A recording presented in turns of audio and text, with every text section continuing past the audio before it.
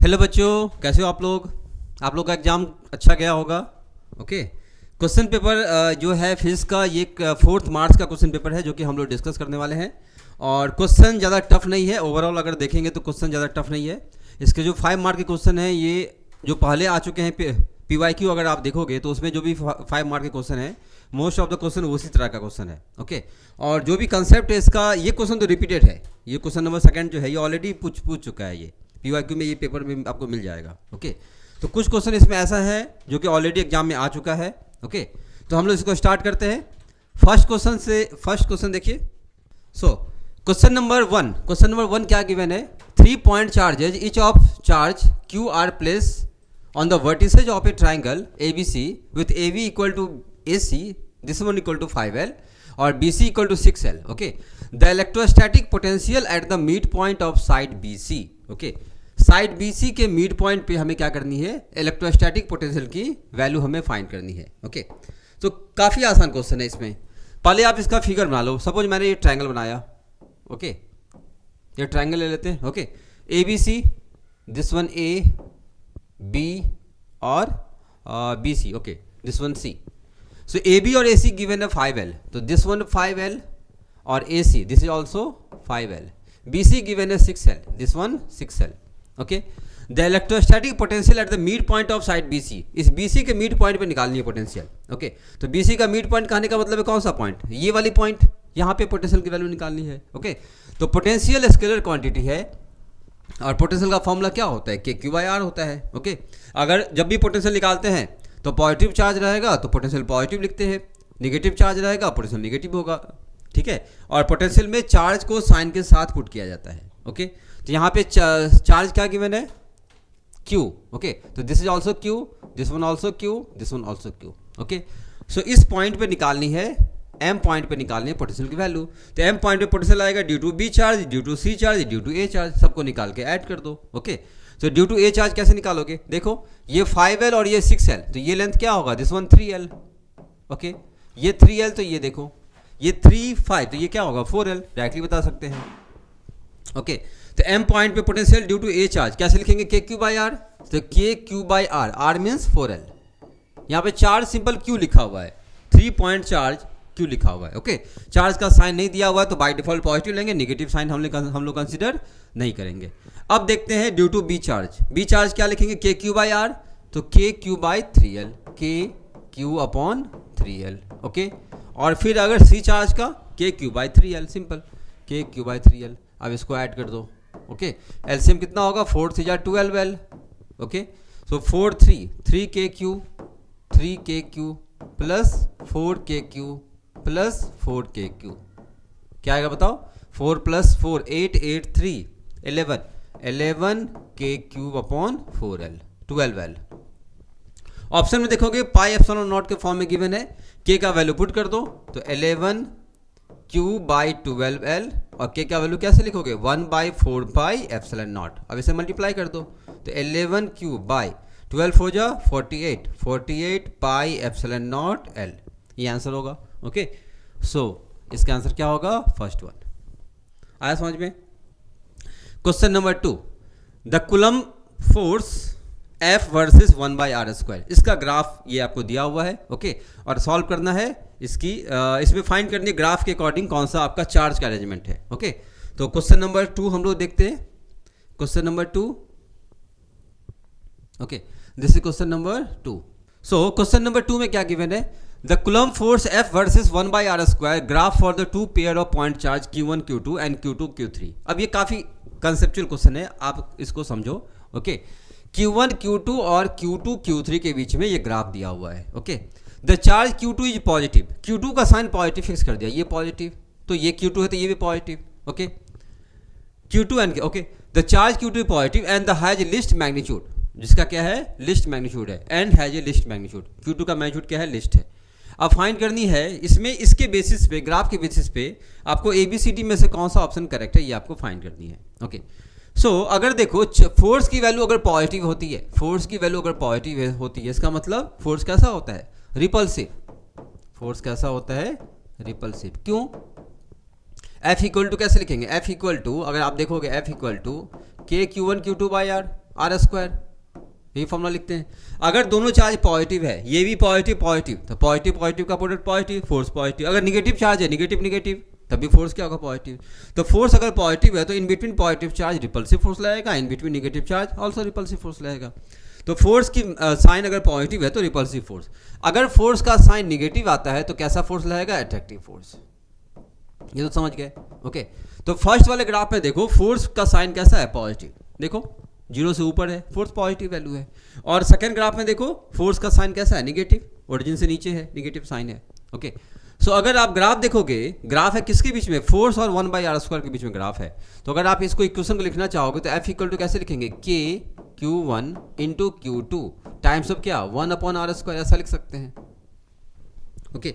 Graph है force versus r² के form में ग्राफ है। तो अगर आप इसको देखोगे तो ये किस फॉर्मेट का इक्वेशन है, ये आपको y इक्वल टू mx का फॉर्म का इक्वेशन है। x एक्सिस पे 1/r², y एक्सिस पे फोर्स। यहाँ पे अगर देखेंगे तो स्लोप की वैल्यू क्या है, slope equal to k Q1 Q2, okay. तो यहाँ से अगर देखेंगे तो स्लोप का मतलब क्या लिख सकते हैं tan थीटा, और this is equal to k Q1 Q2 लिख सकते हैं। यहाँ तो ठीक है। तो अगर यहाँ से देखोगे तो ग्राफ फोर्स और 1/r² के बीच में ग्राफ तो बनेगा स्ट्रेट लाइन, करेक्ट है, ओके। लेकिन अगर आप फिगर देखोगे तो एंगल देखो, यहाँ पे ये एंगल θ1 और ये angle θ2, okay. First angle θ1, second angle θ2, तो θ2 is more than θ1, θ2 is more than θ1, okay. तो θ2 इज मोर देन θ1, एक तो ये पार्ट है। इसका मतलब क्या हुआ, अगर आप देखेंगे Q1 Q2 इसके बेसिस पे देखो, Q1 Q2 क्या रिप्रेजेंट करती है, tan थीटा को, ओके। तो tan थीटा कहने का मतलब है theta is proportional to Q1 Q2, okay. So Q2 means क्या, θ2 मीन्स क्या, फोर्स बिटवीन Q2 Q3। तो Q2 और Q3 के बीच का जो फोर्स है ये क्या होगा, ज़्यादा होगा किससे, Q1 और Q2 वाले फोर्स से, Q1 और Q2 वाले फोर्स से, ठीक है यहाँ तक, ओके। अब ये पार्ट है मैंने थीटा के बेसिस पे डिसाइड किया। अब यहाँ से देखो, अगर आप इसमें देखोगे ये जो सेकेंड फोर्स है ये निगेटिव फोर्स है, निगेटिव फोर्स है। निगेटिव फोर्स का आने का मतलब है आपका कैसा होना चाहिए, एक चार्ज पॉजिटिव दूसरा चार्ज निगेटिव। तो Q2 तो पॉजिटिव है, इसका मतलब Q3 चार्ज क्या होगा, Q3 charge must be negative, ये चार्ज कैसा होगा, निगेटिव, तभी तो प्लस माइनस के बीच में निगेटिव फोर्स आएगा, ओके। Q2 अगर पॉजिटिव है तो Q1 चार्ज क्या होगा, Q1 चार्ज पॉजिटिव ही आएगा, तब तो Q1 Q2 के बीच में फोर्स कैसा होगा, पॉजिटिव आएगा, ओके। तो इसके बेसिस पर अगर आप देखोगे तो Q2 और Q2, ये Q2 कैंसिल, ओके। तो यहाँ से अगर आप देखेंगे तो Q3 का मैग्नीट्यूड क्या है, ज़्यादा है किससे, Q1 के मैग्नीट्यूड से। Q3 का मैग्नीट्यूड क्या है, Q1 वाले मैग्नीट्यूड से ज़्यादा है, ओके। ऑप्शन में अगर आप देखेंगे तो ऑप्शन के बेसिस पे देखो, ये Q3 का मैग्नीट्यूड Q1 वाले मैग्नीट्यूड से ज़्यादा है, ओके। तो ऑप्शन में कौन सा आ रहा है, एक ऑप्शन ये देखो, ओके, और एक ऑप्शन यहाँ पे। तो Q3 का यहाँ पे एक पॉइंट ये भी लिखा हुआ है, charge Q2 is a positive and the least value, okay. तो Q2 का पॉजिटिव वैल्यू है और Q2 के लिस्ट वैल्यू है, तो ऑप्शन क्या आएगा, सोचो। यहाँ से इस वाले कंसेप्ट से देखो, Q3 is more then Q1, तो Q3 is more then Q1, okay. और यहाँ पे हिंट लिखा हुआ है, चार्ज Q2 इज पॉजिटिव है एंड लिस्ट वैल्यू, तो चार्ज Q2 पॉजिटिव और लिस्ट वैल्यू मतलब उसकी वैल्यू सबसे कम है, ओके। तो मैग्नीट्यूड क्या होगा, सबसे कम होगा, तो आंसर क्या होगा इसका, डी।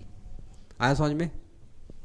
ये जो Q3 Q1 Q2 लिखा हुआ है ये साइन के साथ हमें कंसीडर करना है, Q3 का साइन लेना है, Q1 का साइन लेना है, Q2 का साइन के साथ कंसीडर करना है, मैग्नीट्यूड को हम लोग कंपेयर करेंगे, ओके। तो Q3 का वैल्यू Q1 से ज़्यादा होगा इस वाले कंक्लूजन से, और यहाँ पे लिखा हुआ है Q2 का वैल्यू पॉजिटिव है, ओके, और लिस्ट वैल्यू है मतलब सबसे कम है, तो Q2 का वैल्यू सबसे कम, तो आंसर क्या होगा इसका, डी, ओके। नेक्स्ट है थर्ड क्वेश्चन सिंपल थ्योरेटिकल है, okay. The magnetic susceptibility for a diamagnetic material क्या होती है, small and negative, okay. This value is small and negative, तो इसका आंसर क्या होगा, 3 का सी। ये थ्योरेटिकल क्वेश्चन था, सिंपल सा, ओके। नाउ नेक्स्ट देखते हैं question number 4। So question number 4, this one.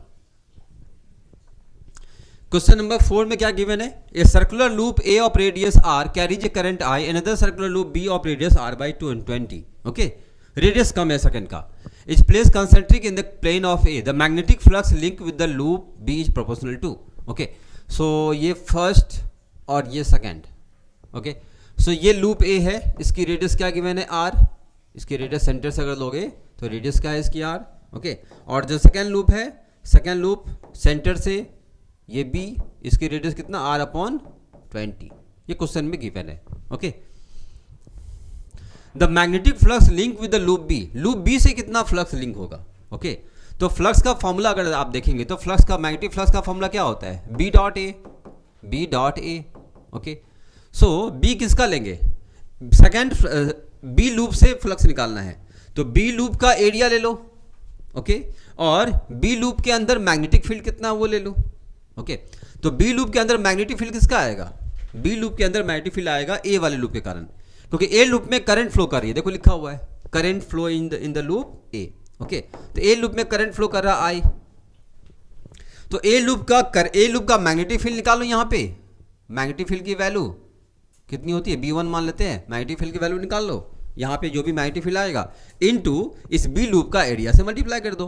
Okay, और बी डॉट ए लिखेंगे तो कॉस थीटा आएगा, B A cos theta, theta की वैल्यू कितना लिखेंगे, थीटा की वैल्यू 0 डिग्री। ओके, बी का डायरेक्शन कितना आएगा 0 डिग्री। ओके, तो सिंपल यहाँ पे साइन से मतलब नहीं है, हमें सिर्फ प्रोपोर्शन फॉर्म निकालना है, आर के फॉर्म में निकालना है, तो डायरेक्टली आप निकाल सकते हैं। ओके, सो अगर आप देखेंगे तो मैग्नेटिक फ्लक्स की वैल्यू क्या होगा, मैग्नेटिक फ्लक्स की वैल्यू यहाँ पे लूप के सेंटर पे मैग्नेटिक फील्ड की value mu naught by 4 pi, okay, 2 pi I upon R square. Okay, तो बिगर का रेडियस कितना है आर स्क्वायर, ऐसा लिख सकते हैं। एरिया किसका, एरिया इनर लूप का area pi R square. Okay, so pi R square, इसका आर क्या है, आर बाई 20 का होल स्क्वायर, आर बाई 20 का होल स्क्वायर। ओके, तो मैग्नेटिक फील्ड की value mu naught 2 pi N I by R होता है, आर स्क्वायर नहीं होता है, यहाँ पे थोड़ा करेक्शन करना है। This value not R square, this value is R. Okay, this value is R. Okay, अब यहाँ से अगर आप देखोगे तो ये आर स्क्वायर आएगा और ये आर आएगा। ओके, सो आर स्क्वायर, यहाँ से ये कैंसिल करो इसको। ओके, तो आर स्क्वायर बाई आर क्या, आर, तो 5 प्रोपोर्शनल टू क्या लिखेंगे, 5 प्रोपोर्शनल टू आर, तो इसका आंसर क्या हो जाएगा, 4 का answer A. Okay, next question number 5, A particle of mass m and charge q is moving with velocity this one. Okay, कोई चार्ज है इस वेलोसिटी से मूव कर रही है, तो अगर वेलोसिटी देखेंगे तो x और y डायरेक्शन में है। ओके, मतलब ये हुआ कि अगर आप ये x एक्सिस कंसिडर करो और ये y एक्सिस कंसिडर करो, तो पार्टिकल का वेलोसिटी है vx i cap vy j cap. इसका मतलब अगर नेट वेलोसिटी अगर आप देखेंगे तो पार्टिकल नेट वेलोसिटी इस डायरेक्शन में आएगा, है ना, इस v को लिख सकते हैं। अगर कुछ एंगल होगा तो इसका आई कंपोनेंट, इसका जे कंपोनेंट। ओके, तो नेट वेलोसिटी वेक्टर फॉर्म में ऐसे हम लोग लिख सकते हैं। Okay, and the magnetic field is given B naught I cap, तो मैग्नेटिक फील्ड की डायरेक्शन ये है, this is the magnetic field, B की value B naught I cap. Okay, so इस कंडीशन में अगर आप देखेंगे जो वेलोसिटी है, ये वेलोसिटी मैग्नेटिक फील्ड के साथ कुछ एंगल बना रही है, थीटा एंगल बना रही है, तो पाथ कैसा होगा। ओके, अगर वेलोसिटी मैग्नेटिक फील्ड में इन करती है, कोई चार्ज पार्टिकल मैग्नेटिक फील्ड में इन करती है, 90 डिग्री पे इन करती है, तो पाथ कैसा होता है, सर्कल में पार्टिकल को मूव करती है, सर्कुलर पाथ होता है। ओके, अगर कोई पार्टिकल मैग्नेटिक फील्ड में इन करेगी और एंगल 90 डिग्री नहीं होगा, तो उस कंडीशन में पाथ कैसा होगा, हेलिकल पाथ होगी। ओके, अगर कोई चार्ज पार्टिकल मैग्नेटिक फील्ड में इन करेगी, एंगल की वैल्यू 0 डिग्री आएगी और या 180 डिग्री आएगी, तो उस कंडीशन में पाथ कैसा होगा, स्ट्रेट लाइन पाथ होगा। ओके, तो यहाँ पे पार्टिकल कैसा होगा, पार्टिकल का पाथ कैसा बनेगा, इस तरह से बनेगा, दैट इज हेलिकल पाथ। तो आंसर क्या होगा इसका, सी। ओके, नेक्स्ट हम लोग देखते हैं। Okay, so question number 6, the quantum nature of light explain the observation on photo electric effect is. Okay, quantum nature of light, photo electric effect का concept पढ़े होगे, उसके जो प्रॉपर्टी है वहीं से क्वेश्चन है, आप डायरेक्टली देख सकते हो। There is a minimum frequency of incident radiation below which no electron are emitted. देखो फर्स्ट स्टेटमेंट ही करेक्ट है। ओके, थ्रेशोल्ड फ्रीक्वेंसी का कंसेप्ट पढ़े होगे। थ्रेशोल्ड फ्रीक्वेंसी क्या होती है, minimum frequency, okay, below which a particle or a metal cannot eject a photoelectron. Okay, so there is a minimum frequency of incident radiation below which no photoelectron are emitted. This frequency is called threshold frequency. Okay, तो इसका option क्या होगा, इसमें तो first option ही correct है। Okay, और सारे option क्या है, रॉन्ग है, आप इसको चेक कर सकते हो। इसके प्रॉपर्टी के बेसिस पे, फोटो इलेक्ट्रिक इफेक्ट का जो प्रॉपर्टी है उसके कंसेप्ट के बेसिस पे आप इसको समझ सकते हो। ओके, यहाँ पे डी ऑप्शन तो ऐसे ही गलत है। Photo electric current independent of intensity, photo electric current intensity पे डिपेंड नहीं करता है। ये तो ग्राफ ही पढ़े होगे, एनसीईआरटी बुक में ग्राफ भी दिया हुआ है। ओके, तो इसका ग्राफ दिया हुआ है, ग्राफ से ही आप समझ सकते हैं। इंडिपेंडेंट तो होता ही नहीं है, डिपेंड करता है। ये ऑप्शन ऐसे ही गलत है। ओके, तो आप देख सकते हैं ये प्रॉपर्टी जो है आपका फोटो इलेक्ट्रिक इफेक्ट की प्रॉपर्टी के बेसिस पे ये क्वेश्चन है। Question number 7, the phase difference between electric field and magnetic field be in electromagnetic wave propagation along Z axis is, क्या होगा? 0 डिग्री। काफ़ी बच्चों ने π/2 लगाया होगा, लेकिन रॉन्ग है, this is wrong option. Okay, अगर आप देखेंगे ये अगर प्रोपगेशन ऑफ वेव है तो इलेक्ट्रिक फील्ड इस तरह से जाती है, मैग्नेटिक फील्ड प्रोपगेट करती है ओके जेड डायरेक्शन में, अलोंग दिस डायरेक्शन। ओके, तो फेज डिफरेंस क्या होती है? 0 डिग्री। दोनों यहीं से स्टार्ट हो रहा है ना, ओरिजिन से ये स्टार्ट हो रही है। ओके, तो फेज डिफरेंस का 0 डिग्री है। एनसीईआरटी बुक में भी लिखा हुआ है ये पॉइंट, आप इसको देख सकते हो, वो बुक में लिखा हुआ है। जो बच्चा एनसीईआरटी बुक अच्छे से पढ़ा होगा, लाइन बाय लाइन पढ़ा होगा, क्वेश्चन वहीं से आया हुआ है। ओके, जो इंपॉर्टेंट पॉइंट है वहीं से आया हुआ है। नेक्स्ट देखते हैं क्वेश्चन नंबर 8। सो क्वेश्चन नंबर 8 में the radius of nth orbit of Bohr model of hydrogen atom varies with as. Simple सा फॉर्मूला है, इससे आसान क्वेश्चन तो हो ही नहीं सकता है। ओके, रेडियस क्या होती है? आर का फॉर्मूला पढ़े होगे, 0.53 एंगस्ट्रम टाइम्स ऑफ क्या? n square by Z. ये सिंपल सा फॉर्मूला है, काफ़ी इंपॉर्टेंट फॉर्मूला है। ओके, ये रेडियस का जनरल फॉर्मूला होती है, n और z के रिस्पेक्ट में इस तरह से वैरी करती है। ओके, केमिस्ट्री में भी पढ़े हो, फिजिक्स में भी आता है, दो जगह आता है ये। ओके, तो यहाँ से कैसे लिख सकते हैं? Rn proportional to n square, C answer हो जाएगा इसका। Okay, question number 9, a source of V, AC source given है, वोल्टेज गिवन है, connected across 1 microfarad capacitor, the RMS value of current in the circuit. RMS value of current निकालना है। Okay, so RMS current IRMS, V equal to IR, I equal to कैसे लिखेंगे? V/R। Okay, तो IRMS मतलब VRMS bye Z लिख सकते हैं, या कैपेसिटेंस दिया हुआ है, कैपेसिटेंस, तो कैपेसिटेंस के लिए क्या लिखेंगे? XC। ओके, अब ये सप्लाई वोल्टेज गिवन है, सप्लाई वोल्टेज में आरएमएस वोल्टेज कैसे निकालेंगे? आरएमएस वोल्टेज क्या होती है? V R M S equal to how much? V naught by √2। Okay, तो वी नॉट मतलब पीक करंट, पीक वोल्टेज क्या गिवन है? 282। ओके, तो 282 by √2, this is the RMS voltage. Okay, so ये वी आर एम एस की value हो गई 282 upon √2। अब हमें चाहिए क्या? एक्सी। एक्सी की वैल्यू निकालो। एक्सी की वैल्यू कैसे निकालेंगे? XC equal to how much? 1 upon omega C. Okay, omega कहाँ से आएगा? देखो, साइन ओमेगा टी, ओमेगा की वैल्यू 100। ओके, तो this is the 100 into C. C means capacitance, capacitance की value 1 microfarad, so 10⁻⁻⁶। This value how much? 1/10⁻⁻⁴। Okay, अब ये value को यहाँ पे यूज करो, 1/10⁻⁻⁴, तो 1 अपॉन ये 10⁻⁻⁴ आएगा न्यूमरेटर में। ओके, अब इस वैल्यू को सॉल्व करो, आपका आंसर आ जाएगा। क्या आएगा बताओ? 282 बाई √2, √2 की वैल्यू 1.41 लिखते हैं, 1.41 इंटू 10⁻⁻⁴। डेसिमल हटाओगे ये 100 आएगा। ठीक है, 141 को 2 से मल्टीप्लाई करोगे 282, ये कैंसल 2।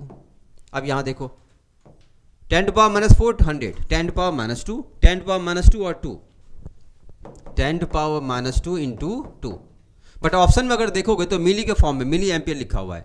ओके, सो 10⁻⁻1 लिख दो और 10⁻⁻1 लिख दो, तो ये दोनों टर्म मिलके क्या होगा? 10⁻⁻3, 10⁻⁻2, 10⁻⁻1, 10⁻⁻3, तो मिली एम्पियर। ओके, और 2/10⁻⁻1, 10⁻⁻1 को फिर ऊपर ले जाएंगे 20, तो क्या आ जाएगा वैल्यू बताओ? 20 milli ampere. This value how much? 20 milli ampere. Okay, तो आंसर क्या होगा इसका? बी इसका करेक्ट आंसर है।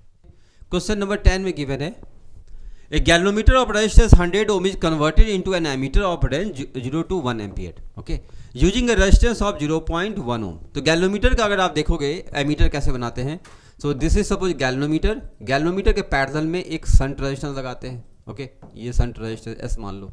ओके, सो गैल्वेनोमीटर के रेजिस्टेंस है 100 ओम, तो this is the 100 ohm. Okay, और शंट की resistance 0.1 ohm, this is 0.1 ohm. Will show the full scale deflection for current. Okay, किस करंट के लिए फुल स्केल डिफ्लेक्शन आएगा?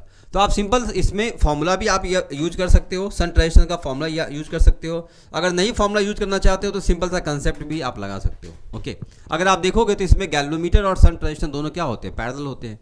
तो लेट्स सपोज करंट फ्लो कर रही है आई। ओके, तो कुछ करंट इसमें जाएगा, दिस इज सपोज आई जी, और रिमेनिंग करंट इसमें चला जाएगा आई माइनस आई जी। ओके, अगर ये दोनों पैरेलल है तो पैरेलल में वोल्टेज क्या होती है, सेम होती है। ये दोनों पॉइंट के बीच में अगर आप देखो, आप फॉर्मूला जानते हो तो फॉर्मूला अप्लाई कर दो, नहीं तो सिंपल सा बेसिक कंसेप्ट से आप इस क्वेश्चन को सॉल्व कर सकते हैं।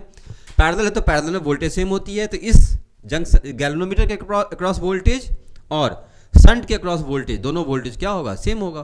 तो voltage equal to current into resistance, तो कैसे लिखेंगे, I G into 100 equal to I minus I G times of 0.1। Okay, अब इसे आप सॉल्व कर लो। ओके, तो डेसिमल हटाओगे तो 10 आएगा, तो I G times of 1000 equal to how much, I minus I G. Okay, ये आई जी को इधर ले जाओ, तो आई जी इक्वल टू कैसे लिखेंगे, आई बाई 1001। क्लियर है यहाँ तक? ओके, ये आई जी की वैल्यू हो गई 100 आई अपॉन 1001। अब इसकी वैल्यू क्या होगी, तो आई जो करंट है, आई कौन सा करंट, 1 मिली एम्पियर, गैल्वेनोमीटर में इतना करंट रीड करना है, तो आई की value 1 milli ampere, 1 ampere by 1001। तो 1001 को अप्रॉक्सीमेट 1000 मान लो, अगर इसको 1000 मान लोगे तो क्या आएगा, 1 मिली एम्पियर। ओके, तो आंसर क्या हो जाएगा, 1 milli ampere.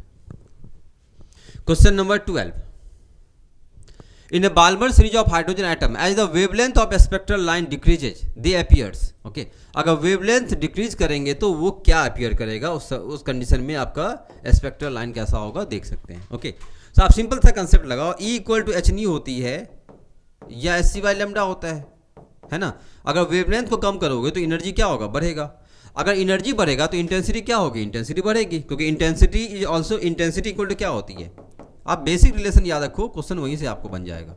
Intensity equal to क्या होती है, energy by time into area, ये बेसिक फॉर्मूला होती है। ओके, सो अगर एनर्जी आप बढ़ाओगे तो इंटेंसिटी क्या होगा, बढ़ेगा। ओके, तो इंटेंसिटी तो बढ़ने वाला है, तो स्ट्रॉन्गर इन इंटेंसिटी यहाँ पे दे रखा है। ओके, एक यहाँ भी दे रखा है, और क्लोजेड, इसमें क्लोज टूगेदर अपार्ट और फर्दर अपार्ट।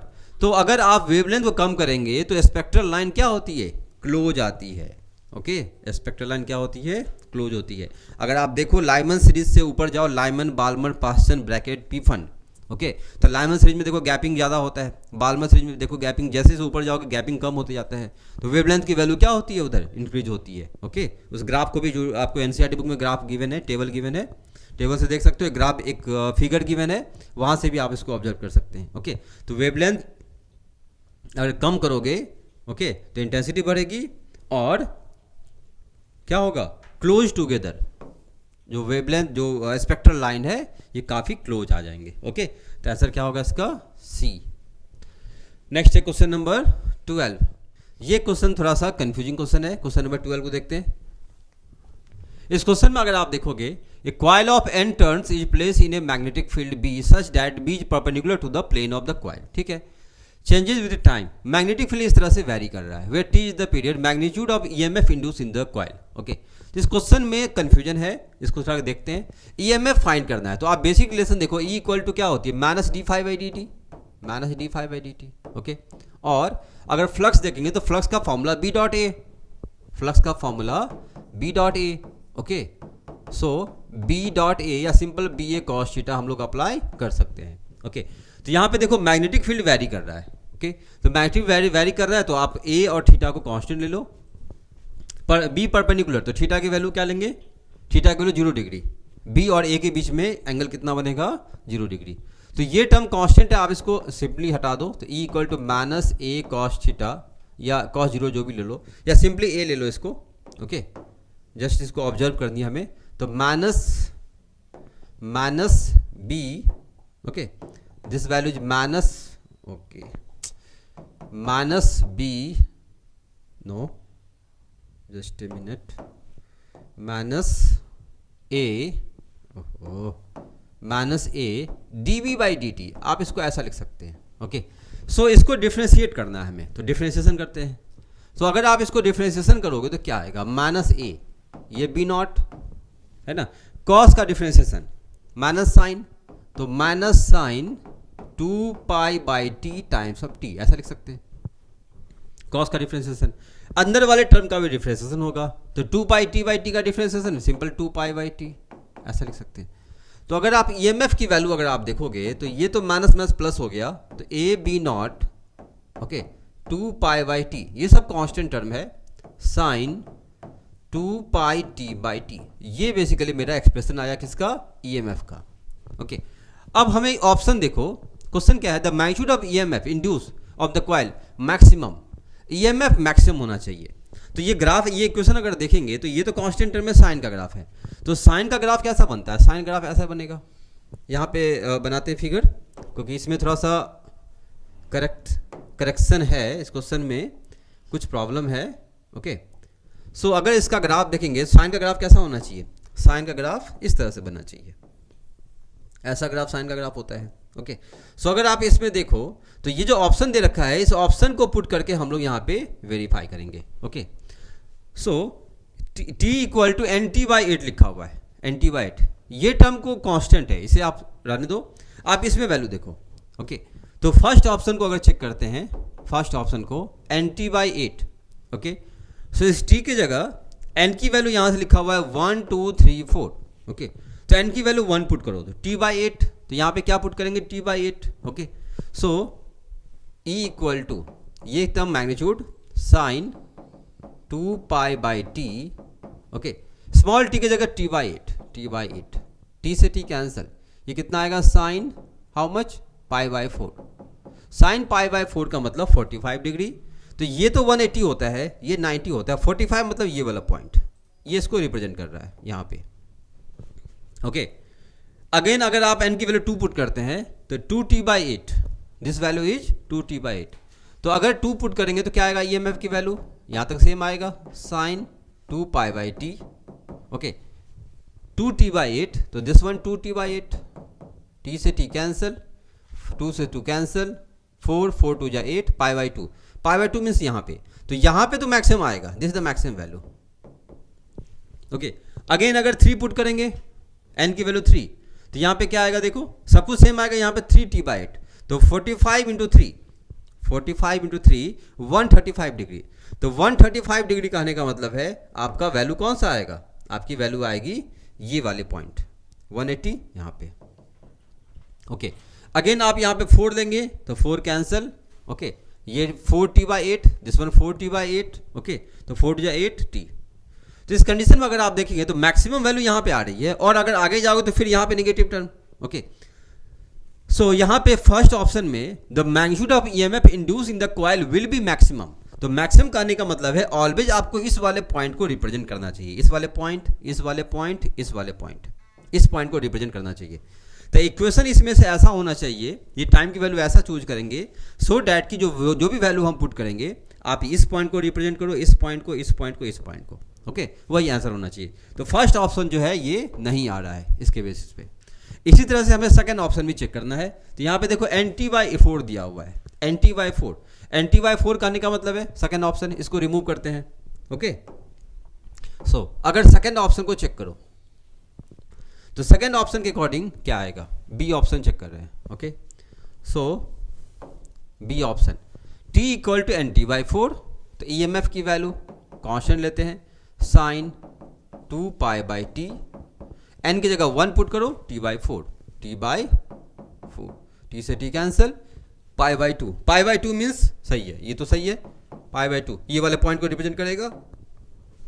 ओके अब अगर सेकेंड वैल्यू लेते हैं, sine 2 pi by T, okay 2 pi by T, n की वैल्यू 2 पुट करो, ओके 2t बाई 4, तो स्मॉल t की जगह क्या लिखेंगे, 2t बाई 4, t से t कैंसल, 2 से 2 कैंसल, पाई।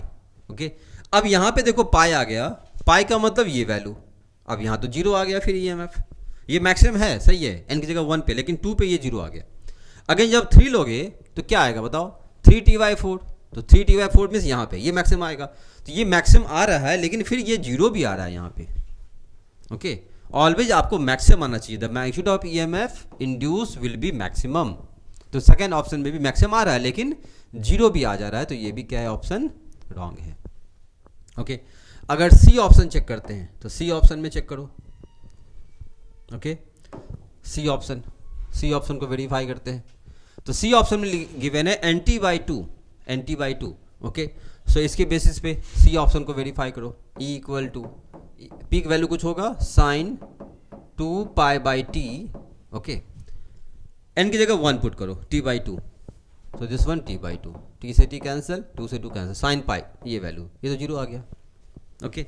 अगर n की वैल्यू 2 लेते हैं फिर क्या आएगा, sin 2π/t, ओके। और अगर 2 पुट करते हैं तो 2T/2 मतलब T, 2π मतलब ये वैल्यू। तो यहाँ तो 0 बता रहा है, मैक्सिमम तो आएगा ही नहीं, इसमें मैक्सिमम आ ही नहीं रहा है, ओके। अब फोर्थ ऑप्शन चेक करते हैं, डी ऑप्शन। तो ऐसे क्वेश्चन में अगर एग्जाम में ऐसा क्वेश्चन आएगा तो टाइम टेकिंग क्वेश्चन होता है, ओके। बेटर है कि इस क्वेश्चन को स्किप करो, क्योंकि इसे बनाने के लिए बैठोगे टाइम भी लगेगा, ओके। और जैसे इस क्वेश्चन में आंसर आ ही नहीं रहा है तो आप फिर कंफ्यूज कर जाओगे, इतना टाइम आपका वेस्ट जाएगा, ओके। तो बेटर है कि ऐसे क्वेश्चन को आप स्किप करो। डी ऑप्शन देखो, T equal to NT given है, N की जगह 1 पुट करेंगे T, EMF equal to sine 2π/t, okay. Small t मतलब t, 2π। अब 2π का मतलब ये वैल्यू, ओके। 2 पुट करेंगे तो 4π ये वैल्यू, तो ये भी 0 आ रहा है, तो ये भी ऑप्शन नहीं आ रहा है, ये भी ऑप्शन नहीं आ रहा है। तो जो भी आपका गिवन ऑप्शन है इसके बेसिस पे कोई भी आपका करेक्ट नहीं है, ओके। अब इसमें देखना है कि आपको NCERT क्या, उसको CBSE बोर्ड वाले क्या इसको चेक करते हैं, क्या इसको ग्रेस मार्क देते हैं। तो इसमें चांसेस है आपको ग्रेस मार्क मिलने का, क्योंकि जो क्वेश्चन है क्वेश्चन के बेसिस पे ऑप्शन इसमें कोई भी सेटिस्फाइड नहीं कर रहा है, ओके। तो होप है कि आप इसको, होपफुली इसमें आपको ग्रेस मार्क इस क्वेश्चन में मिल जाएंगे, ओके। नेक्स्ट हम लोग देखते हैं क्वेश्चन नंबर, एसर्शन रीजन है इसका, ओके ओके। सो 13 नंबर में क्या है, assertion in interference and the diffraction of light, energy reduces in one region, okay, producing a dark fringe, it increases in another region and produces bright fringe. सही तो है ये option तो correct है, आप YDSE में पढ़े होगे, है ना, ब्राइट फ्रिंज डार्क फ्रिंज बनती है, ओके। तो एसर्शन क्या है इसका, करेक्ट है। Reason, this happens because energy not conserve in the phenomenon of interference and diffraction. Interference और डिफ्रैक्शन में एनर्जी कंजर्व नहीं होती है, सही है, ये गलत है, ओके। इंटरफेरेंस में एनर्जी कंजर्व होती है, एनर्जी कंजर्वेशन पे निकालते हैं इसको, ओके। तो ये ऑप्शन इसका गलत है। अब देख लो इसमें से कौन सा ABCD में से कौन सा होगा, ओके। क्वेश्चन नंबर 14, इसमें देखो, when electron drift in a conductor it does not mean that all free electron in the conductor are moving in the same direction. क्या है ये statement, question number 14, okay. When electron drift in a conductor it does not mean that all free electron in the conductor are moving in the same direction, okay. अगर drift करती है इसका मतलब ये नहीं होता है कि कंडक्टर में सारे इलेक्ट्रॉन सेम डायरेक्शन में जा रहे हैं, ओके। ये स्टेटमेंट क्या है, करेक्ट है। The drift velocity is superposed over the large random velocity of electron, okay. Drift velocity is superposed over large random velocity of the electron. तो drift में क्या होती है, वेलोसिटी क्या होती है, डिफरेंट इलेक्ट्रॉन की डिफरेंट होती है, ओके। सो ये स्टेटमेंट भी क्या है आपका, करेक्ट है, okay. This is also correct statement. Question number 15, electron are ejected from the surface of zinc when it is irradiated by yellow light, okay. Electron are ejected from the surface of zinc, ये जो है आपका, ये question पहले भी आ चुका है CBSE में, ओके। जिंक मेटल है, इसका जो वर्क फंक्शन होती है काफ़ी ज़्यादा होता है, ओके। तो किसी भी लाइट को अगर आप इंसिडेंट करोगे इस पर तो इससे आपका फोटो इलेक्ट्रिक इफेक्ट इंसिडेंट नहीं होती है, ओके। तो इसमें ये रॉन्ग ऑप्शन है। अब NCERT बुक में देखोगे, जो नया बुक है, न्यू बुक में आपको जो वर्क फंक्शन की जो टेबल गिवन है वो टेबल नहीं है, वहाँ पे रिमूव कर दिया गया है। पुरानी NCERT बुक में देखोगे, NCERT बुक में आपको डिफरेंट मेटल का वर्क फंक्शन की टेबल गिवन है, ओके। लेकिन न्यू बुक में वो रिमूव कर दिया गया है। तो यहाँ पे एक क्वेश्चन, ये क्वेश्चन ही है कि जिंक में किसी भी वेवलेंथ पे इलेक्ट्रॉन क्या होती है, इजेक्ट वहाँ से नहीं होती है, ओके। तो ये आपको याद ही रखना है, पहले भी आपको CBSE में क्वेश्चन आ चुका है, ओके। तो येलो लाइट पुट करो, रेड लाइट पुट करो, कोई भी लाइट पुट करेंगे इलेक्ट्रॉन वहाँ से इजेक्ट नहीं होगा, वेरी हाई वर्क फंक्शन होती है, okay. Energy associated with the photon of yellow light is more then the work function of zinc, okay. More than work function of zinc गलत है, okay. तो इसका आंसर क्या हो जाएगा, ABCD में से देख लो कौन सा होगा। Now question number 16, the temperature coefficient of resistance is positive for metal and negative for P type semiconductor. सही है ये, ओके। मेटल के लिए पॉजिटिव होता है, इवन P टाइप सेमीकंडक्टर हो या N टाइप सेमीकंडक्टर हो, उसका अल्फा की वैल्यू क्या होती है, निगेटिव होती है, सही है statement.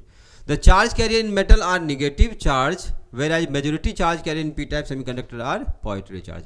Charge carrier in the metal are negatively charge where majority charge carrier in P type semiconductor are positive. सही है. ओके, पी टाइप में होल कंसीडर करते हैं, उसको बाय डिफॉल्ट हम लोग पॉजिटिव लेते हैं.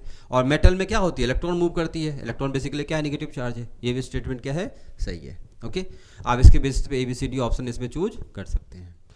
Okay, question number 17, section B का क्वेश्चन नंबर 17 देखते हैं. An air bubble is trapped at point B.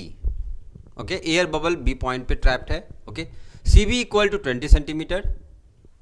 CB this one 20 centimetre and the glass sphere of radius 40 centimetre. तो ये 20 और ये 20 हो जाएगा. ठीक है. The refractive index 1.5 as shown in the figure.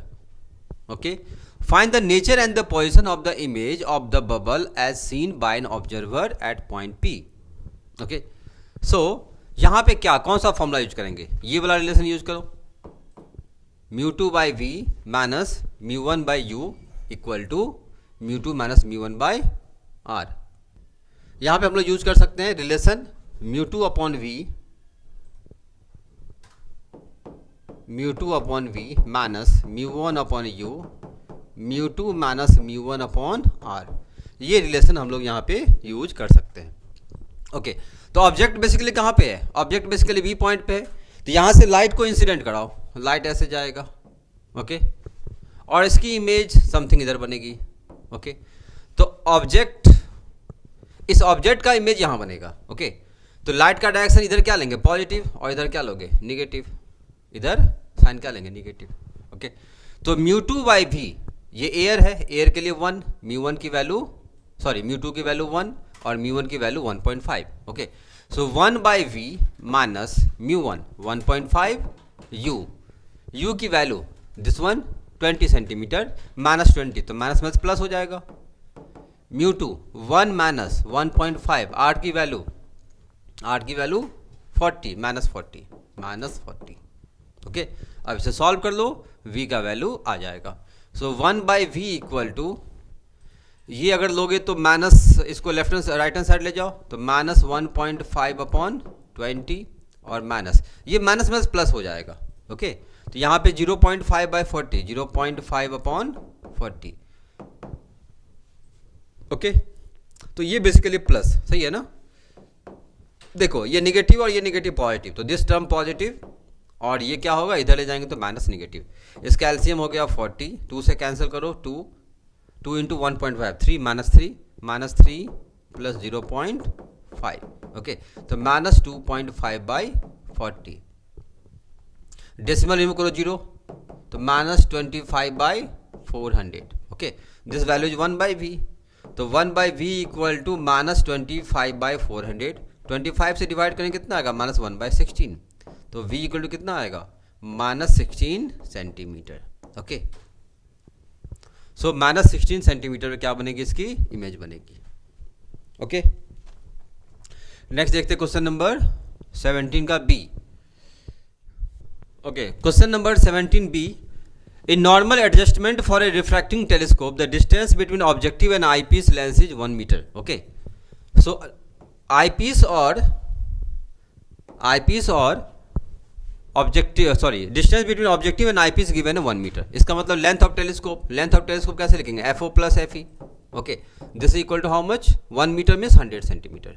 Okay, at the magnifying power of telescope is 19. Okay, तो magnifying power equal to क्या होती है, FO by FE minus FO by FE, ये करेक्ट फॉर्मूला है. Okay, so minus FO by FE, minus FO upon FE. So आप इसका magnitude लिखो. So FO equal to FE times of M. NCERT book में देखोगे तो आपको magnitude के फॉर्म में लिखा हुआ है, सिंपल प्लस लिखा हुआ है. ओके, सो अगर आप इसको मल्टीप्लाई करोगे कितना आएगा, 19 times of FE. Okay, so 19 times of FE, तो FO plus 19 times of, okay, FO की वैल्यू पुट करेंगे, FO equal to 19 times of FE plus FE, this equal to 100 centimetre. Okay, so 20 FE equal to how much, 100 centimetre. तो FE की value क्या आ जाएगा, 5 centimetre.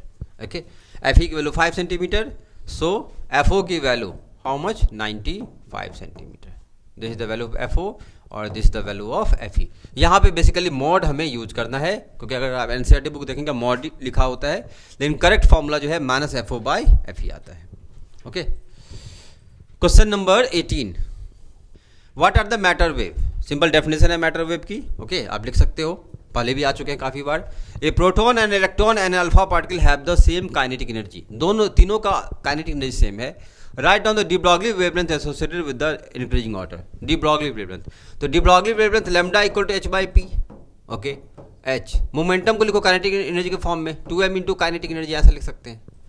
तो question में लिखा हुआ है तीनों का काइनेटिक एनर्जी सेम है। ओके, तो ये सबका सेम है, एच कांस्टेंट है, 2 कांस्टेंट है, तो lambda proportional to 1 by square root of m, ऐसा लिख सकते हैं। ओके, सो जिस पार्टिकल का मास ज़्यादा होगा उसकी लैम्डा की वैल्यू कम होगी। ओके, अब यहाँ पे क्या क्या गिवन है, प्रोटॉन, इलेक्ट्रॉन और अल्फा पार्टिकल। ओके, इलेक्ट्रॉन का मास कितना होता है, 9.1 इंटू 10⁻31, काफ़ी कम होता है इलेक्ट्रॉन का। ओके, और अल्फा पार्टिकल का 4 times of mass of proton, ऐसा लिख सकते हैं इसका प्रोटॉन।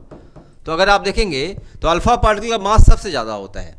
ओके, तो अल्फा पार्टिकल का मास सबसे ज़्यादा होगा तो लैम्डा की वैल्यू सबसे कम होगी, तो लैम्डा ऑफ अल्फा सबसे कम। ओके, इसके बाद किसका मास होता है, प्रोटॉन का, तो इससे ज़्यादा किसका होगा, प्रोटॉन का, लैम्डा प्रोटॉन का, और सबसे ज़्यादा लैम्डा किसका होगा, इलेक्ट्रॉन का, क्योंकि इलेक्ट्रॉन का मास सबसे कम होती है, मास सबसे कम होगा, लैम्डा सबसे ज़्यादा होगा। ओके, सो ऑर्डर क्या होगा, lambda electron, lambda proton, lambda alpha, तो this is the increasing order. Okay, increasing order या डिक्रीजिंग ऑर्डर में लिख सकते हो। सो क्वेश्चन नंबर 19, नेक्स्ट देखो क्वेश्चन नंबर 19 क्या गिवन है। ये क्वेश्चन कुछ अच्छा है, आप इसको देख सकते हो। Question number 19, okay, A ray of light is incident normally on A face of equilateral glass prism. Equilateral glass prism है। ओके, सो इक्विलैटरल ग्लास प्रिज्म मतलब इक्विलैटरल ट्रायंगल, तो वन एंगल तो फिक्स है इसका, ये 60 डिग्री और ये भी एंगल 60, ये भी एंगल 60 लिख सकते हैं। ओके, क्वेश्चन में क्या गिवन है, ray of light is incident normally on the face. Okay, तो नॉर्मली इंसिडेंट होती है, मतलब लाइट ऐसे इंसिडेंट होता है 90 डिग्री पे। ओके, अब नॉर्मली जाएगा तो ये नॉर्मली इन करेगा 90 डिग्री पे, तो लाइट ऐसे पास कर जाएगी डायरेक्ट इस फेस पे। ओके, प्रिज्म और refractive mu, equilateral glass prism और रिफ्रैक्टिवनेस म्यू, इस ग्लास प्रिज्म का रिफ्रैक्टिवनेस क्या है, म्यू है। When the prism is completely immerse in a transparent medium, okay, it is observe that the emergent ray just grazes the adjacent face. यहाँ से यहाँ पे आया और यहाँ पे आने के बाद जस्ट ग्रेजेज द फेस, तो ऐसा चला जाएगा ये। Okay, just grazes the adjacent face means light ऐसे चला जाएगा, इस सरफेस को टच करते हुए लाइट चली जाएगी। Okay, the adjacent face find the refractive index of the medium. तो ये जो सिस्टम है ग्लास, ये किसी मीडियम के अंदर रखा हुआ है। ओके, तो इसका रिफ्रैक्टिव इंडेक्स निकालना है, μ1 निकालना है। समझ में आया? ये ग्लास प्रिज्म जो है ये किसी मीडियम रखा हुआ है, उस मीडियम का रिफ्रैक्टिव इंडेक्स μ1 है, और लाइट इस पे इस सरफेस पे नॉर्मली इंसिडेंट हुआ और एडजेसेंट फेस से जब पास किया तो सरफेस को ग्रेज करते हुए बाहर निकल गया। ओके, तो फाइंड करनी है इस मीडियम का रिफ्रैक्टिव इंडेक्स क्या होगा। सो आप इस फिगर में देखो क्या क्या करना है। अगर आप देखोगे तो ये तो 90 डिग्री है, ठीक, यहाँ पे नॉर्मल ड्रॉ कर लो, नॉर्मल, ये 90, ये 60, तो this angle is 30 degree. Okay, ये 30, तो ये एंगल कितना हुआ, 60 डिग्री। अब इस वाले पॉइंट पे जस्ट ग्रेजेज द सरफेस, मतलब क्या हो गया, ये आपका TIR वाला कंडीशन है, टोटल इंटरनल रिफ्लेक्शन वाला कंडीशन है। ओके, 90 डिग्री पर लाइट क्या हो गई, रिफ्लेक्ट कर गई। अगर आप नहीं TIR जानते हो, सिंपल आप लगा दो स्नेल्स लॉ, स्नेल्स लॉ तो लगा ही सकते हैं। ओके, ये one medium another medium, light एक मीडियम से दूसरे मीडियम जा रही है। ओके, तो ये इंसिडेंट लाइट है और ये रिफ्लेक्टेड लाइट है। ओके, ये R हो गया, लगा दो स्नेल्स लॉ। ओके, इसका मीडियम कितना है, म्यू, और इसका कितना है, μ1, ये μ1 है और ये म्यू है। स्नेल्स लॉ इस वाले पॉइंट पे mu sine theta equal to constant, तो कैसे लिखेंगे, म्यू अंदर वाला sine theta sine 60। Okay, outside क्या है, मीडियम, उसका रिफ्रैक्टिवनेस μ1, साइन थीटा साइन कितना, साइन 90। ओके, साइन 90 की वैल्यू 1, म्यू साइन 60 कितना, √3/2 इक्वल टू μ1। ओके, सो जो आउटर मीडियम है उसकी रिफ्रैक्टिव इंडेक्स क्या होगी, म्यू टाइम्स ऑफ √3/2। ये इसका आंसर हो जाएगा क्वेश्चन नंबर 19 का। ओके, नेक्स्ट हम लोग देखते हैं क्वेश्चन नंबर 20। क्वेश्चन नंबर 20, सो ये क्वेश्चन भी काफ़ी आसान क्वेश्चन है। ये सब तो क्वेश्चन नंबर 20 तो काफ़ी आसान है, ये तो आप इजीली बना सकते हो। 2 wire A and B of different metal have their length in the ratio 1:2. So A and B given है, so LA by LB this is equal to how much, 1/2. Their radii in ratio 2:1 means RA by RB equal to how much, 2/1. IV graph of them is shown in the figure. Find the ratio of their resistance. Resistance का ratio निकालना है। तो ये IV graph है तो resistance का ratio निकालो, Ohm's law लगाओ, V equal to IR, V equal to IR। तो I इक्वल टू कैसे लिख सकते हैं, 1/R times of V। Okay, तो Y एक्सिस पे करंट है, X एक्सिस पे वोल्टेज है, तो Y इक्वल टू MS का फॉर्म है। ओके, तो यहाँ पे अगर देखो तो स्लोप क्या है, बेसिकली स्लोप जो है this is equal to 1/R। Okay, या resistance equal to 1/M। So A का रेजिस्टेंस कैसे निकालेंगे, ए का स्लोप 1030 हाउ मच, 1030 की वैल्यू 1/√3, तो ये आ जाएगा सिंपल √3। अगर बी का रेजिस्टेंस निकालेंगे 1045 1, दैट इज 1। ओके, तो फर्स्ट पार्ट का आंसर क्या है, resistance of RA by RB। तो RA बाई RB कितना होगा, सिंपल √3/1, √3/1। ओके, रेजिस्टिविटी का रेशियो निकालना है। तो रेजिस्टिविटी को अगर आप देखेंगे तो रेजिस्टेंस का फॉर्मूला क्या होता है, R इक्वल टू ρL/A। रो को हम लोग रेजिस्टिविटी बोलते हैं, बट यहाँ पे रेजिस्टिविटी का सिंबल चेंज किया है, इन्होंने सिग्मा लिखा है। ओके, तो बेसिकली आप यहीं से देख लो, यहाँ से इस बेसिस पे निकालो, क्योंकि जनरली हम लोग ये यूज करते हैं। ओके, तो रो इक्वल टू अगर आप देखेंगे तो RA/L लिख सकते हैं। Okay, rho means resistivity, A का मतलब क्या, πr²/L लिख सकते हैं। तो resistivity proportional to R² times of 1/L ऐसा लिख सकते हैं। ओके, ρA/ρB, अब यहां से लिखो ρA/ρB, RA/RB, क्योंकि देखो रो R का डायरेक्टली प्रोपोर्शन है, तो RA/RB इंटू रेडियस, सो RA²/RB²। L का इन्वर्सली है तो कैसे लिखेंगे, LB/LA। अब सबकी वैल्यू, सो RA/RB तो ऑलरेडी आप निकाल चुके हैं, √3। ओके, तो √3 RA/RB दिस वन 2/1, 2/1 का स्क्वायर 4/1, LB/LA, LB/LA 2/1, 2/1, तो 4 2 जा 8, √3/1। ये क्या होगा इसका आंसर, आया समझ में बी पार्ट का। नेक्स्ट देखते हैं question number 21। Draw the circuit diagram of PN junction diode, forward biasing and reverse biasing, also draw the IV characteristic of the two junction. Forward bias और रिवर्स बायस का circuit diagram बनाना है। Okay, ये NCERT book में already है, काफ़ी बार आ चुका है। Okay, और जब आप गए होगे तैयारी करें तो डेफिनेटली इस क्वेश्चन को तो देख के गए ही होगी, क्योंकि काफ़ी आसान क्वेश्चन है, ये काफ़ी बार आ भी चुका है, एनसीईआरटी बुक में गिवन भी है। और ये फॉरवर्ड बायस रिवर्स बायस तो सबसे बेसिक टॉपिक है डायोड के रिलेटेड। ओके, तो ये जस्ट थ्योरेटिकल क्वेश्चन है, आप लोग इसको बना लिए होगे, एनसीईआरटी बुक में गिवन है। फिगर भी दिया हुआ है, IV ग्राफ भी दिया हुआ है। ग्राफ अगर आप देखेंगे ग्राफ इस तरह से होता है। ओके, ऐसा I वर्सेस V ग्राफ, और रिवर्स बायस का ग्राफ जस्ट लाइक ऐसा। ओके, फॉरवर्ड बायस का फिगर, अगर ये डायोड है ना, ये PN है, फॉरवर्ड बायस है तो बैटरी का पॉजिटिव टर्मिनल ऐसे कनेक्ट करते हैं, रिवर्स बायस है तो रिवर्स कर दो इसको।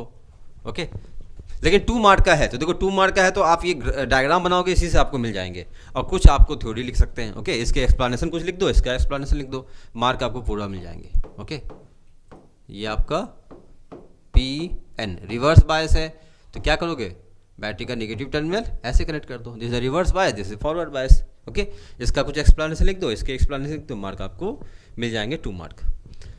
Next question number 22। अब सेक्शन सी पे हम लोग जा रहे हैं। Draw the graph showing the, question number section C, draw the graph showing the variation of scattered particle detected with the scattering angle theta of Giger Marsden experiment. Write the 2 conclusion with the draw from the graph. Okay, obtain the expression for the distance of closest approach. तो distance of closest approach का expression है, ये भी आपको NCERT book में given है। Okay, और Geiger Marsons का जो कंक्लूजन है ये जस्ट लाइक आपको रदरफोर्ड एक्सपेरिमेंट जो है उसका जो कंक्लूजन है वही कंक्लूजन आप यहाँ पे लिख सकते हो। Okay, conclusion obtain the expression, expression वहाँ से लिख लेना।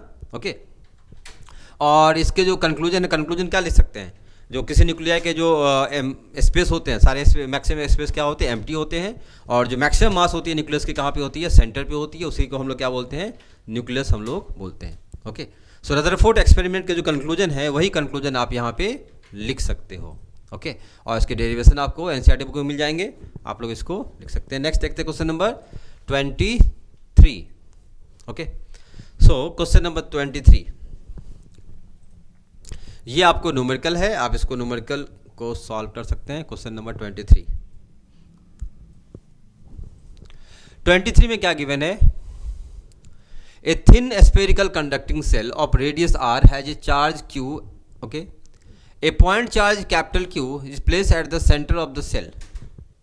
Okay, find the charge density on the outer surface of the shell and the potential at the distance r/2 from the centre of the shell. Okay, ये एक मैंने spherical shell बनाया, इसका radius r है, चार्ज q है, तो charge इस पर क्या है q, रेडियस क्या है r। A point charge capital Q is place at the centre, centre पे चार्ज क्या है, capital Q। Okay, find the charge density on the outer surface, outer surface पे चार्ज डेंसिटी फाइंड करना है, means इस वाले सरफेस पे। तो चार्ज डेंसिटी का मतलब क्या होती है, चार्ज डेंसिटी का मतलब होता है चार्ज अपॉन एरिया। ओके, सो अगर ये इनर सरफेस पे चार्ज है तो क्या होगा, चार्ज इंड्यूस करेगा, इसके सेंटर पे चार्ज है कैपिटल Q, तो इस स्फीयर के इनर सरफेस पे चार्ज इंड्यूस करे, कितना चार्ज होगा, -Q। आउटर सरफेस पे चार्ज कितना होगा, +Q। तो क्वेश्चन में फाइंड करना है charge density at the outer surface. तो आउटर सरफेस पे चार्ज डेंसिटी का मतलब charge upon area, charge upon area. तो आउटर सरफेस पे कितना चार्ज है, आउटर सरफेस पे Q तो पहले से था स्मॉल q, और कैपिटल Q बाद में आ गया, टोटल चार्ज कितना, Q + Q by area. Area किसका, स्फीयर का, स्फीयर का सरफेस एरिया 4πr²। ओके, तो क्या लिख सकते हैं, 4πr²। This is the answer of first part. Next है the potential at the distance r/2 from the centre of the shell. Centre of shell से r/2 पे पोटेंशियल निकालनी, इस पॉइंट पे, इस m पॉइंट पे पोटेंशियल निकालनी है। ओके, तो m पॉइंट पे पोटेंशियल क्या होगा, potential at m point. Okay, तो इस m पॉइंट पे जब पोटेंशियल निकालोगे तो m पॉइंट पे देखो चार्ज कितने हैं, पोटेंशियल का फॉर्मूला होता है kq/r। तो चार्ज कितने हैं यहाँ पे, कैपिटल Q चार्ज है और स्मॉल q चार्ज है, तो m पॉइंट पे पोटेंशियल आएगा due to Q charge. Okay, तो ये मिडिल पॉइंट पे है तो ये r/2, ये डिस्टेंस कितना, r/2, और चार्ज, दोनों चार्ज पॉजिटिव है, तो potential at m point due to capital Q। Okay, या V1 प्लस या सिंपल VQ प्लस VQ लिख सकते हैं, मतलब charge due to capital Q और charge due to small q। Okay, तो कैपिटल Q को जब कंसीडर करेंगे तो kq/r, तो kq/r का मतलब r/2, 2 आएगा न्यूमरेटर में। आप जब स्मॉल q को कंसीडर करेंगे तो स्मॉल q आउटर सरफेस पे है। ओके, तो आउटर सरफेस पे अगर चार्ज q है तो पढ़े होगे, अगर आउटर सरफेस पे चार्ज q है उसकी जो भी पोटेंशियल आती है सरफेस पे, वो पोटेंशियल की वैल्यू इनसाइड सारे पॉइंट पे क्या होती है, सेम होती है। मीन्स जो पोटेंशियल आप यहाँ पे निकालोगे वही पोटेंशियल यहाँ पे आएगा, वही पोटेंशियल यहाँ पे आएगा, वही पोटेंशियल यहाँ पे आएगा, वही पोटेंशियल सेंटर पे होगा, वही पोटेंशियल यहाँ पे भी होगा। Okay, so due to spherical shell, इस आउटर सरफेस पे पोटेंशियल का फॉर्मूला क्या होता है, kq/r। तो इस चार्ज का देखो kq/r, this is the potential due to outer sphere. Okay, अब ये जो पोटेंशियल की वैल्यू है इस स्फेरिकल सेल के अंदर किसी भी पॉइंट पे सेम रहेगा, ये पोटेंशियल आपको सारे पॉइंट पे लिख सकते हैं। ओके, तो m पॉइंट पे पोटेंशियल कैसे निकालेंगे, यही वैल्यू यहाँ पे भी आएगी। Okay, so due to small q charge potential कैसे लिखेंगे, kq/r, कैपिटल R। ओके, अब यहाँ से कॉमन ले लो, k कॉमन आएगा, r कॉमन आएगा, और कैसे लिखेंगे 2q plus small q। Okay, अब k की वैल्यू पुट कर सकते हैं, तो 1/4πε0, 4πε0 times of r into 2q plus q। So this is the answer of this question. आया समझ में, इसका 23 का बी पार्ट। ओके, नेक्स्ट हम लोग देखते हैं 24 का बी पार्ट। ओके, सो 24 का बी पार्ट क्या गिवन है, the fusion property of Pu 23994 are very similar to those of the uranium this one. Okay, how much energy in mega electron volt is release if all the atoms in 1 gram of pure this one. Okay, 1 gram of pure PU. Okay, तो पहले आप इसमें देखो, okay, last line given है the average energy release per fusion is 180 mega electron volt. Okay, सो पहले 1 gram of PU में कितने number of atoms हैं वो आप फाइंड कर लो। Okay, number of atoms in 1 gram of PU कैसे निकालेंगे नंबर ऑफ एटम्स। ओके, यहाँ पे आपको नंबर ऑफ मोल वाला कंसेप्ट यूज कर सकते हैं। नंबर ऑफ मोल का फॉर्मूला क्या होता है, mass by molecular mass. Okay, दूसरा formula number of atoms by Avogadro number, ये वाला रिलेशन यूज कर सकते हैं। Okay, so number of atoms हमें फाइंड करनी है, तो कैसे लिखोगे, m by M times of Avogadro number, तो m by M times of Avogadro number Na। Okay, mass कितना गिवन है 1 ग्राम, तो आप इसको 1 ग्राम लिखो। मॉलिक्यूलर मास Pu का 239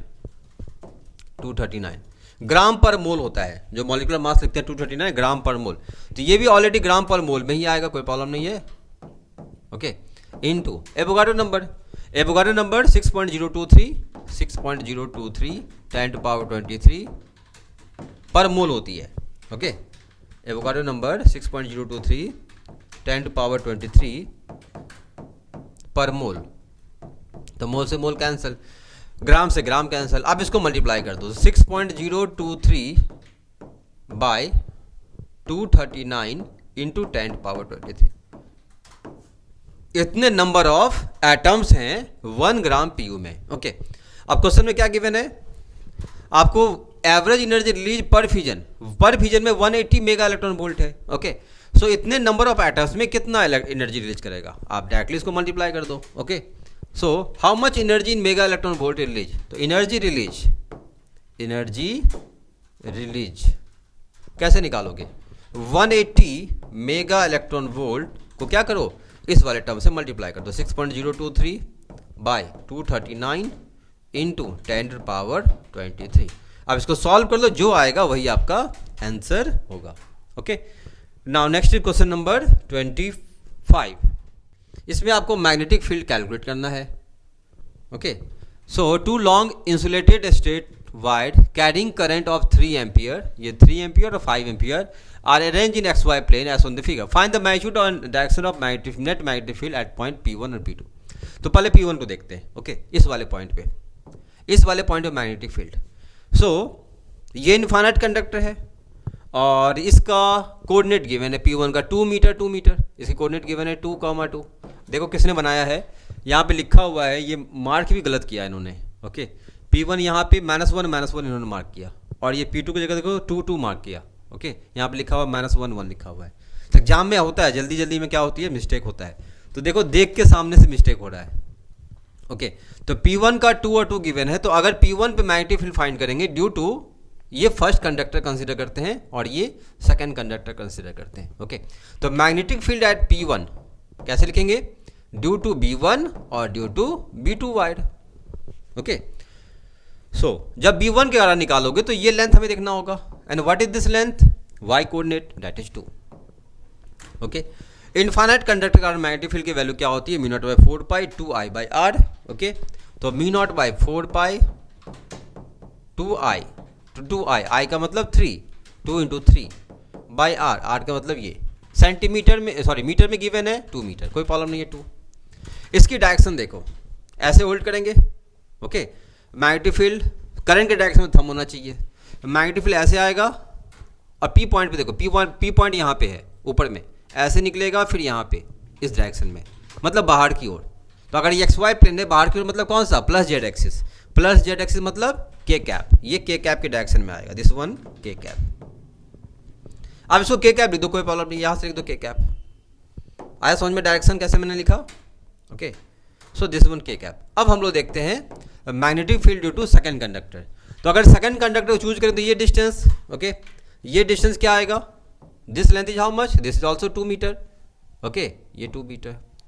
सो ड्यू टू सेकंड कंडक्टर ऐसे होल्ड करेंगे, इस पॉइंट P1 यहाँ पे मैग्नेटिक फील्ड क्या होगा, इनवर्ट, देखो अंदर की ओर।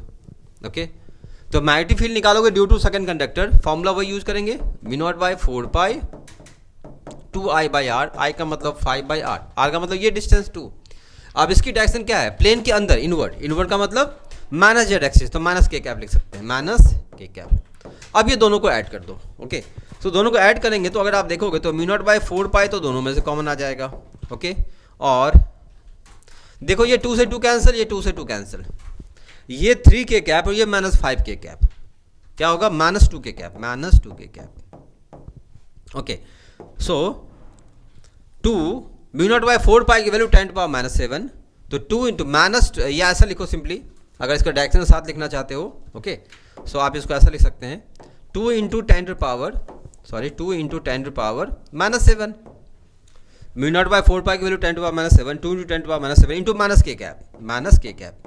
सो इसकी वैल्यू कैसे लिखेंगे, 2 into 10 to power minus 7, minus K cap का मतलब inward to the plane, okay, inward to the plane, okay. ये इसका आंसर होगा एट P1 पे। अब देखते हैं P2 पे, अगर P2 पे निकालना चाहेंगे मैग्नेटिक फील्ड एट P2 तो B1 first conductor second conductor करना आएगा, ओके। सो अगर P2 पे देखते हैं, P2 की कोऑर्डिनेट क्या गिवन है, P2 कोऑर्डिनेट 1 और 1, माइनस 1 और 1, माइनस 1 और 1, ओके। तो माइनस 1 का आने का मतलब है ये डिस्टेंस और ये डिस्टेंस, ओके। तो this one 1, this one 1, negative का मतलब डायरेक्शन है सिर्फ, लेकिन जब लेंथ लेंगे तो लेंथ तो मैग्नीट्यूड ही लेना होगा, okay. So due to first conductor magnetic field की वैल्यू ऐसे होल्ड करोगे, क्या होगा मैग्नेटिक फील्ड P2 पे, अगेन आउटवर्ड, बाहर की ओर, outward, okay. So mu naught by 4 pi 2i, i का मतलब 3 बाई डिस्टेंस 1 मीटर, डायरेक्शन क्या outward plus Z axis that is K cap, okay. अब निकालो सेकंड कंडक्टर, अगेन ऐसे होल्ड करेंगे, P2 यहाँ पे इस पॉइंट पे क्या होगा, देखो P2 यहाँ पे देखो आउटवर्ड बाहर की ओर, okay, again K cap. So mu nought by 4 pi 2i, i मतलब 5 by distance 1 metre K cap, simply यहाँ पे ऐड हो जाएगा, ओके। तो 3 टू जा 6, 5 टू जा 10, 16, तो mu nought by 4 pi 10 to power, ये क्या होगा 10 और 6 16, तो 16 इंटू के कैप, ओके।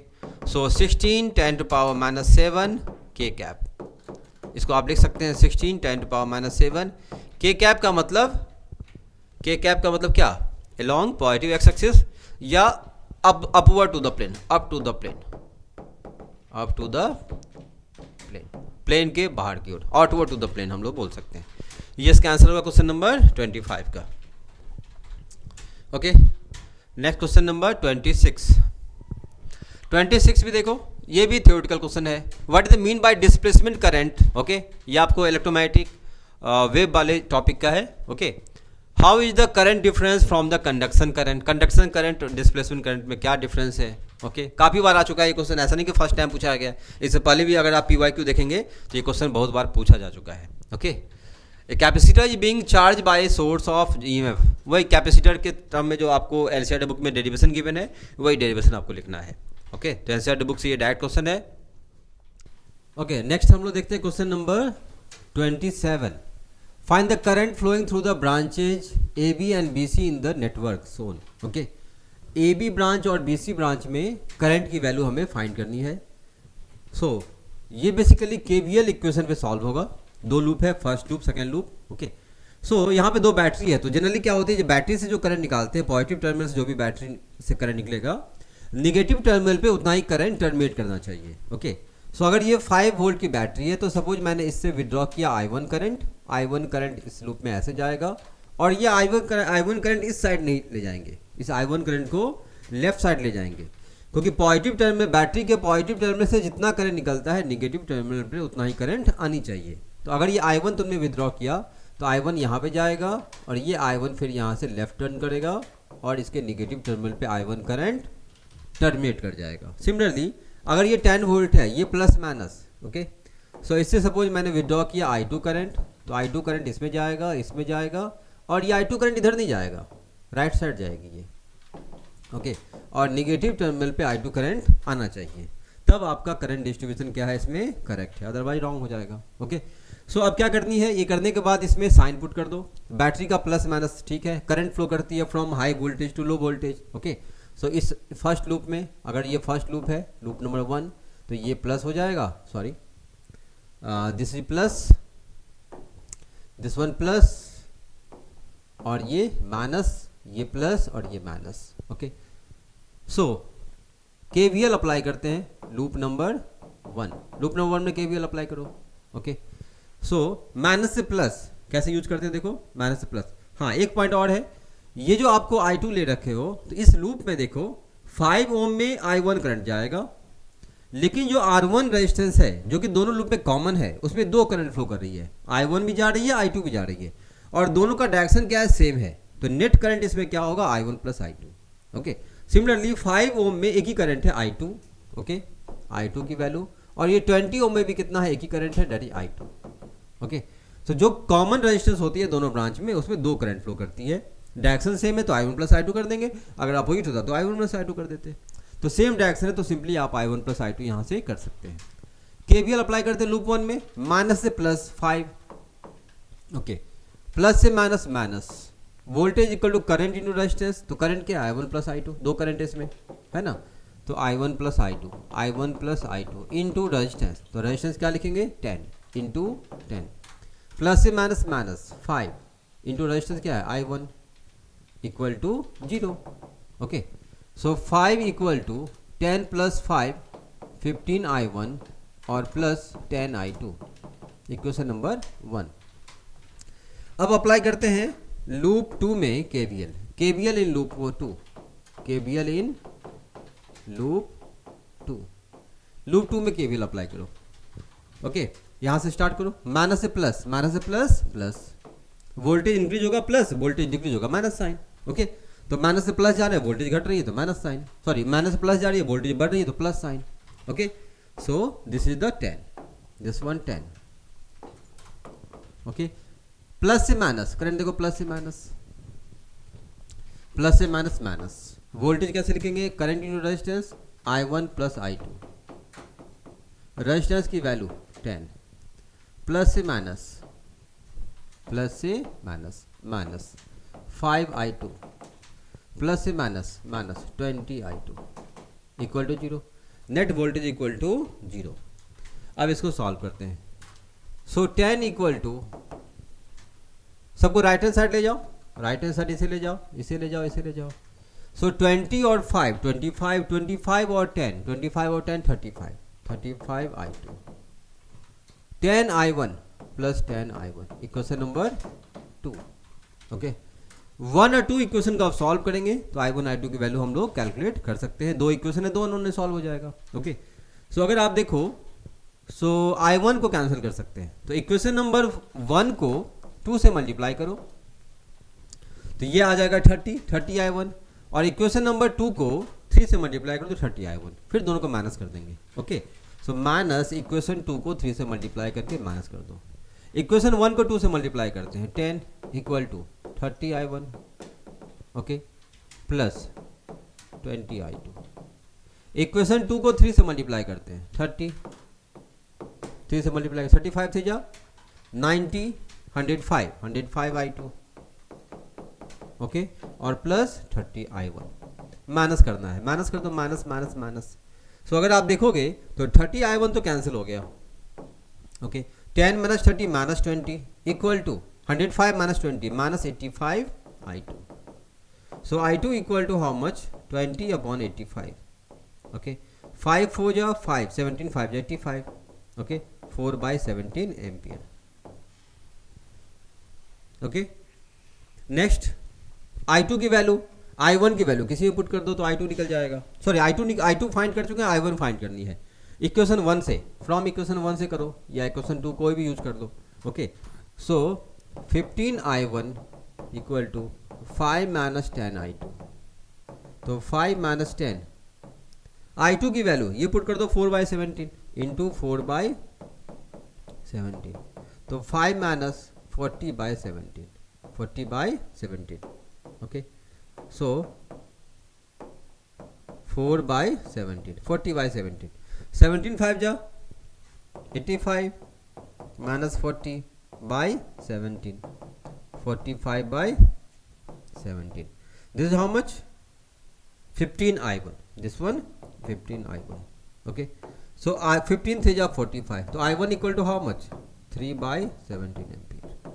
ठीक है, ये इसका आंसर हो जाएगा। नेक्स्ट देखते हैं क्वेश्चन नंबर, इस क्वेश्चन में define the mutual inductance. Mutual inductance की डेफिनेशन लिखनी है। ओके, काफ़ी आसान है, काफ़ी बार आ चुका है, एनसीईआरटी बुक से डायरेक्ट क्वेश्चन है ये। ओके, और इसकी एसआई यूनिट क्या होती है म्यूचुअल इंडक्टेंस की? हेनरी। ओके, अगर आप एनसीईआरटी बुक देखोगे तो पेज नंबर 21 में इसके आपको एक्सप्लेनेशन मिल जाएंगे। ओके, पेज नंबर, और ये second part, derive an expression for the mutual inductance. Mutual inductance की डेरिवेशन करनी है when two long coaxial coil, okay, of solenoid और having length L, number of turn n1 n2 है, और radius कितनी है r1 r2। ओके, तो इसका प्रॉपर डेरिवेशन करना है, एनसीईआरटी बुक में गिवन है। पेज नंबर आप देख सकते हो 221, एनसीईआरटी बुक में 221, इस पेज में सारा डेरिवेशन किया हुआ है। और ये क्वेश्चन पहले भी आ चुके हैं सीबीएसई में, अगर आप पीवाईक्यू देख के गए होगे तो पीवाईक्यू में ये क्वेश्चन आपको मिल जाएंगे, पहले ये क्वेश्चन आ चुका है। ओके, तो जो भी आपको लॉन्ग टाइप क्वेश्चन है ना, ये क्वेश्चन सब आपको थ्योरेटिकल क्वेश्चन जो भी है इसके ये ऑलरेडी आपको पीवाईक्यू में पहले आ चुके हैं। तो पीवाईक्यू अगर देखे गए होगे या एनसीईआरटी के थ्योरेटिकल क्वेश्चन देखे गए होगे तो आपको ये बन जाएंगे। ओके, नेक्स्ट है what is the ferromagnetic material. Ferromagnetic material क्या होती है, इसकी definition. Explain the ferromagnetic material with the suitable diagram with the magnetic domain. तो मैग्नेटिक डोमेन के बेसिस पे आपको ये फेरोमैग्नेटिक सब्सटेंस बनानी है। तो पैरामैग्नेटिक, फेरोमैग्नेटिक और डायमैग्नेटिक तीनों का मैग्नेटिक डोमेन होती है, उसके बेसिस पे एक्सप्लेन कर सकते हो। ये भी आप देख सकते हैं पेज नंबर 193 में आपको ये इसके एक्सप्लेनेशन मिल जाएंगे। ओके, और डोमेन वाले क्वेश्चन पहले भी आ चुके हैं, इवन आपको एमसीक्यू में भी आ चुका है क्वेश्चन ये। नेक्स्ट है क्वेश्चन नंबर 29, सेक्शन डी की तरफ हम लोग जाते हैं। Question number 29। ओके, इसमें ये पूरा थ्योरी लिखा हुआ है, आप ये थ्योरी पढ़ भी सकते हो, नहीं भी पढ़ सकते हो, कोई प्रॉब्लम नहीं है। थ्योरी पढ़ोगे तभी क्वेश्चन बनेगा, थ्योरी नहीं पढ़ोगे तभी आपके इसके क्वेश्चन सॉल्व कर सकते हैं। ओके, सो 29 पे डायरेक्ट हम लोग क्वेश्चन पे मूव करते हैं। Question number 29, a thin converging lens of focal length, yes, so a thin converging lens of focal length 20 centimetre and thin diverging lens of focal length 15 centimetre place coaxially in the contact, the power of the combination find करनी है। तो एक converging lens है, converging lens means this one, diverging lens means like this one. Okay, focal length इसका given है 20 centimetre और इसकी given है 15 सेंटीमीटर। इसका फोकल लेंथ पॉजिटिव, इसकी फोकल लेंथ नेगेटिव। आया समझ में? अब the power of the combination find करनी है। तो पावर से पहले इसकी फोकल लेंथ निकालो, कॉम्बिनेशन ऑफ फोकल लेंथ है ना, 1/f इक्वल टू क्या, 1/f1 प्लस 1/f2 है ना। 1 इसका कितना लिखेंगे 20 सेंटीमीटर प्लस इसका कितना लिखेंगे -15 सेंटीमीटर। 20 15 का एलसीएम कितना 60, 23 जा 15 4 जा -4 -1/60। फोकल लेंथ कितना हो गया -60 सेंटीमीटर। फोकल लेंथ फाइंड हुआ तो आप इसके पावर निकाल सकते हैं। पावर का फॉर्मूला क्या होती है 100 by focal length in centimetre. 100 focal length centimetre क्या लिखोगे 60 -60। ओके, क्योंकि साइन देखो माइनस के साथ गिवन है -60, तो कैंसिल, दिस इज -5/3 डायोप्टर। क्या होगा answer B. Okay, the radii of curvature of the two surface of a convex lens are r and 2r. if focal length of this lens is 4/3, इसकी focal length हमें find करनी है। तो radii of curvature of the two thin lens given है। तो let suppose ये lens मैंने consider किया, इसका रेडियस सपोज r है और इसकी रेडियस कितनी है 2r है।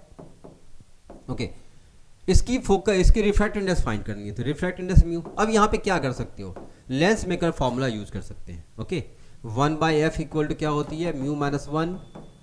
ओके, 1/r1 - 1/r2 इस तरह से लिख सकते हैं। सो लाइट सपोज इधर से कंसीडर करोगे तो इसे आप r1 ले सकते हैं, r इक्वल टू r1, और ये ले सकते हैं r2। ओके, तो r1 का देखो, r1 का रेडियस ऑफ कर्वेचर क्या होगा पॉजिटिव, ये साइन लेंगे प्लस। r2 का रेडियस ऑफ कर्वेचर क्या लेंगे नेगेटिव, ये साइन होगा माइनस। आया समझ में? अब इसकी वैल्यू पुट करो, mu -1 mu -1 1/r1 means plus r। Okay, 1/r2 means -2r, तो minus plus 1/2r। Okay, so mu -1 इसका एलसीएम कितना होगा 2r, r से कैंसिल 2, 2r से cancel 1, that is mu -1 3/2r। ये आ गई 1/4 फोकल लेंथ। ओके, क्वेश्चन में गिवन है the focal length of this thin lens is this one 4/3r। Focal length 4r/3 given है, तो 4r/3 मीन्स 3/4r ऐसा लिख सकते हैं। यहाँ से अगर आप देखेंगे तो 2r से 4r कैंसिल 2, तो 3/2 equal to how much, mu minus 1 times of 3. Okay, 3 से 3 cancel, so mu equal to how much, 1 plus 1/2. 1 plus 1/2 how much, 3/2. तो 3/2 C answer. So third part है, the focal length of equiconvex lens increases when the lens is dipped in water. Increases, ये तो first ही part है, first ही आपका correct है. किसी भी लेंस को अगर वाटर में डिप्ट करते हैं तो फोकल लेंथ क्या होती है, इंक्रीज करती है. ओके, काफ़ी बेसिक कंसेप्ट है, क्वेश्चन भी आ चुके हैं इसके.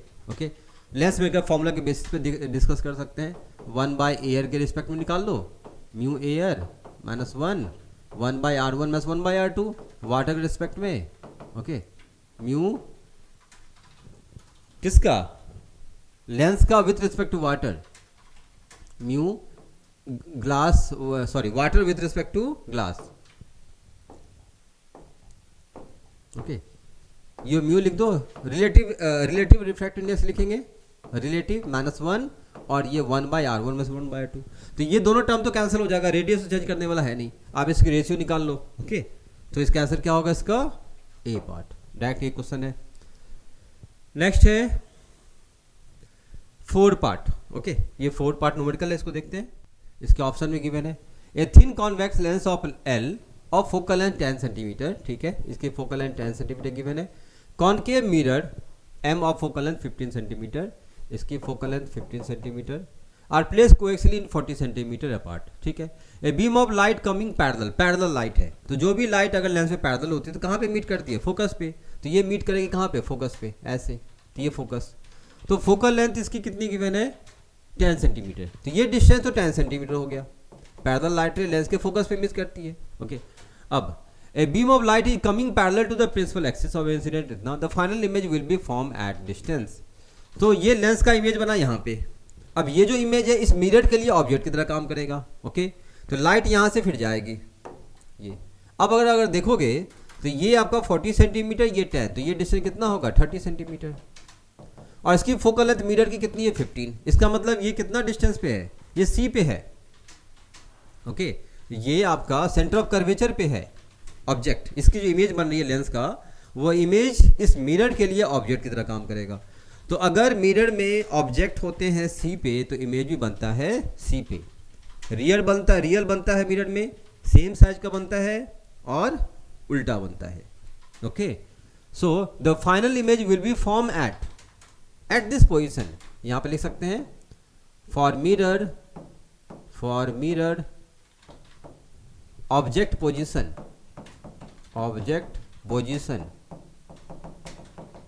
Is at 30 centimetre from 30 centimetre क्या, 30 centimetre left, 30 centimetre left. So image also formed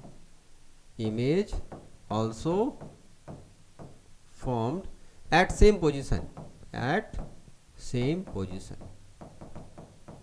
Okay, so इस लेंस के लिए इमेज बनेगा यहाँ पे, और ये इमेज इस मिरर के लिए ऑब्जेक्ट की तरह काम करेगा, और उसका इमेज फिर यहाँ से रिफ्लेक्ट करके फिर यहीं पे बन जाएगा आई.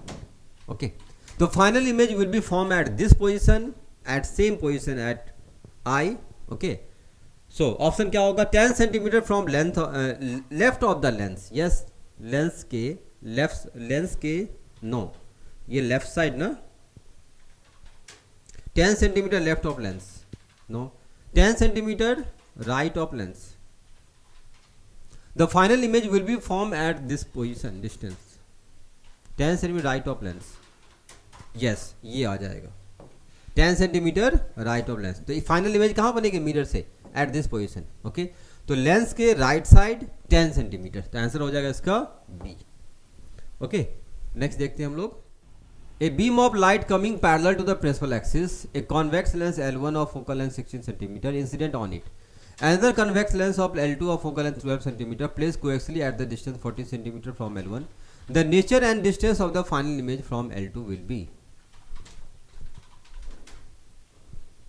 दो लेंस से कोएक्सियली है. Okay, so this is the convex lens. Okay, another convex lens. This suppose this is the another convex lens. तो this is the lens L1, focal length 16 centimeter. Another convex lens of L2, focal length 12 centimeter. 40 centimeter. ये distance क्या given है? 40 centimeter. Okay, is place coaxially at a distance 40 centimeter. ठीक है. From the nature and the distance of the final image from L2 से final image क्या बनेगा? सो आप देख लो, इसमें फिगर के अकॉर्डिंग बनाओ. तो क्वेश्चन में क्या गिवन है? Beam of light parallel light है. तो देखो, जो लाइट पैरेलल आएगी तो इसका फोकल है, इसका इमेज कहाँ बनेगा? इसके फोकस पे. तो फोकल 60 सेंटीमीटर है, इमेज यहाँ बनेगा, इसकी इमेज यहाँ बन गई. ओके, ये डिस्टेंस कितना होगा? 16 सेंटीमीटर पे. पैरेलल लाइट की इमेज बनती है फोकस पे. अब ये जो इमेज बना इस लेंस का, ये इमेज सेकेंड लेंस के लिए क्या काम करेगा? ऑब्जेक्ट की तरह काम करेगा. तो इसका डिस्टेंस क्या हो जाएगा बताओ? इस इमेज का डिस्टेंस L2 लेंस से कितना होगा? 40 - 16, दैट इज 24 सेंटीमीटर. तो this image works as an object for lens L2. Okay, this image works as object for L2. Okay, अब L2 के लिए देखो. तो अगर आप L2 को देखेंगे तो L2 के लिए ऑब्जेक्ट की डिस्टेंस ये हो गया, इसका इमेज. तो अगर इसकी फोकल लेंथ 12 सेंटीमीटर पे है तो इसका सेंटर ऑफ कर्वेचर क्या होगा? 24 सेंटीमीटर. तो ये जो इमेज बन रही है ये इसके तरह ऑब्जेक्ट की काम करेगा. तो लाइट अगर जाएगी इससे तो इसी डायरेक्शन में चला जाएगा. समझ में आया? अगर आप इसको लोगे, इसको बेटर में बना लो फिगर. ओके, ऐसे बना लो, सॉरी. तो ये जो लाइट जाएगी, ये लाइट यहां से जाएगा. ओके, और इसी डायरेक्शन में रिबाउंड करेगा. क्यों? क्योंकि ये जो ऑब्जेक्ट है इसकी डिस्टेंस कितना है? 24 सेंटीमीटर. फोकल लेंथ है 12 सेंटीमीटर. 12 का डबल कितना हुआ? 24. तो सी पे लाई करेगा ये. ओके, तो ऑब्जेक्ट इमेज जाएगी, लाइट जाएगा, फिर यहाँ से रिबाउंड करके यहीं बनेगा. तो final image will form at this position. इसी पोजीशन पे फाइनल इमेज बनेगा. ओके, तो फाइनल इमेज कैसे बनेगा? इसमें देखो, रियल डिस्टेंस 12. ओके, तो फाइनल इमेज नेचर देख लो, रियल 24 सेंटीमीटर. ओके, अब ये जो इमेज बन रहा है इस लेंस के लिए देखो, इस लेंस के लिए ऑब्जेक्ट की डिस्टेंस, ऑब्जेक्ट की पोजीशन ये, इमेज की पोजीशन भी ये. ओके, तो इमेज कहाँ बनेगा? 24 सेंटीमीटर पे. तो 24 सेंटीमीटर पे, और ये इमेज कैसा बनता है? रियल होता है. Real same size inverted. Okay, so real same size inverted, तो 24 सेंटीमीटर ए आंसर होगा इसका. ओके, इस लेंस को नहीं देखना है अब इस लेंस को देखना है L2 के रिस्पेक्ट में. तो फाइनल इमेज फ्रॉम L2 से फाइनल इमेज कहाँ बनेगा? तो इसके लिए L2 के लिए ऑब्जेक्ट यहाँ पे है, इमेज भी यहीं बनेगा. तो 24 सेंटीमीटर. ओके, और रियल इमेज. वर्चुअल का तो एक ही केस होता है इसमें. ओके, नेक्स्ट हम लोग देखते हैं. ये आपका 30 नंबर है, पूरा एक्सप्लेनेशन दिया हुआ है. आप इसको पढ़ोगे तो भी कोई प्रॉब्लम नहीं है, तभी आपके क्वेश्चन बनेंगे, और नहीं पढ़ोगे तभी आप इसके क्वेश्चन सॉल्व कर सकते हो. Okay, so when germanium is doped with the pentavalent impurity, the energy required to free the weakly bond electron from the dopant is. Okay, energy required to weakly bond electron from dopant से कितना energy required होगा? ये value होती है 0.01 electron volt. ये NCERT book में given है, directly theoretical question है, आप इसको याद रखेंगे. ओके, ये एनसीईआरटी बुक से डायरेक्ट क्वेश्चन है. क्वेश्चन नंबर सेकंड देखते हैं इसका. At a given temperature the number of intrinsic charge carrier in semiconductor this one. Intrinsic charge carrier Ni की वैल्यू गिवन है 2 × 10⁻10. It is doped with the pentavalent impurity atoms. As a result, the number of holes in a semiconductor, number of holes NH given है 8 × 10⁻3. Number of electron निकालना है, तो क्या लगाओगे? Simple सा एक रिलेशन है. Okay, Ne × NH equal to क्या होती है? Ni का होल स्क्वायर. तो NH इक्वल टू क्या लिखोगे? Ni का होल स्क्वायर बाई Ne. बस ये रिलेशन अप्लाई कर दो. Ni का whole square 4 × 10⁻20, 4 × 10⁻20 by Ne. Ne निकालनी है, NH दिया हुआ है. ओके, सो आप इसको ऐसा लिख दो, इसको Ne रहने दो, सॉरी, इसको आप Ne रहने दो, और NH दे रखा है, दिस वन NH. ओके, तो 8 × 10⁻3, 4 to 8, 1/2, 10 to the power क्या? 17. यस, ये -3 है. देखो यहाँ पे this value is -3. Okay, so this is -3. तो -3 को ऊपर ले जाओगे कितना होगा 23, -3 पावर को आपको न्यूमरेटर में ले जानी है, ओके। तो 10⁻³ तो 23 आ जाएगा, 10⁻23, ओके। सो आप क्या करो, 10 से मल्टीप्लाई कर दो और 10 से डिवाइड कर दो, ओके। सो 2 से कैंसिल 5, तो 5 × 10⁻22, यस, देखो 23/10 22, तो 5 × 10⁻22, ये आंसर, डी आंसर हो जाएगा, okay. Now see the third part क्या है, during the formation of PN junction diode. ये भी सिंपल सा क्वेश्चन है, काफ़ी आसान क्वेश्चन है, ये सब पास करने के लिए क्वेश्चन गिवन है। आपको मार्क एग्जाम में सीबीएसई बोर्ड में आप मार्क ला सकते हो, उसके लिए ये क्वेश्चन आपको दिया हुआ है कि आप इसको बना सो, सारे बच्चे इसको सही बनाते हैं। During the formation of PN junction diode electron कैसे डिफ्यूज करें, electron diffuse from P region to N region and hole diffuse from N region to P region. क्या होगा बताओ, both electron hole diffuse from N region, गलत है, electron diffuse from N region to P region, है ना। PN junction diode में कैसे diffuse करते हैं, इलेक्ट्रॉन मेजॉरिटी चार्ज कैरियर होती है एन टाइप सेमीकंडक्टर में और माइनॉरिटी चार्ज कैरियर होती है पी टाइप में। तो इलेक्ट्रॉन मूव करेगा एन से पी और होल मूव करेगा पी टू एन। तो आंसर क्या हो जाएंगे इसके, सी पार्ट, ओके। नेक्स्ट देखते हैं इसका और वाला part. Initially during the formation of PN junction diffusion current is large and the drift current is small, diffusion current is small and drift current is large, both diffusion current और drift current concentration difference होती है। जैसे ही आप connect करोगे, है ना, P type semiconductor और N type semiconductor को, तो पी टाइप में होल ज़्यादा होता है, एन टाइप में इलेक्ट्रॉन ज़्यादा होता है। तो due to concentration difference of charge carrier, electron charge carrier क्या होते हैं, एक साइड से दूसरे साइड में मूव करते हैं, ओके। तो डिफ्यूजन करंट क्या होती है, लार्ज होती है, और ड्रिफ्ट करंट क्या होती है, स्मॉल होती है, ओके।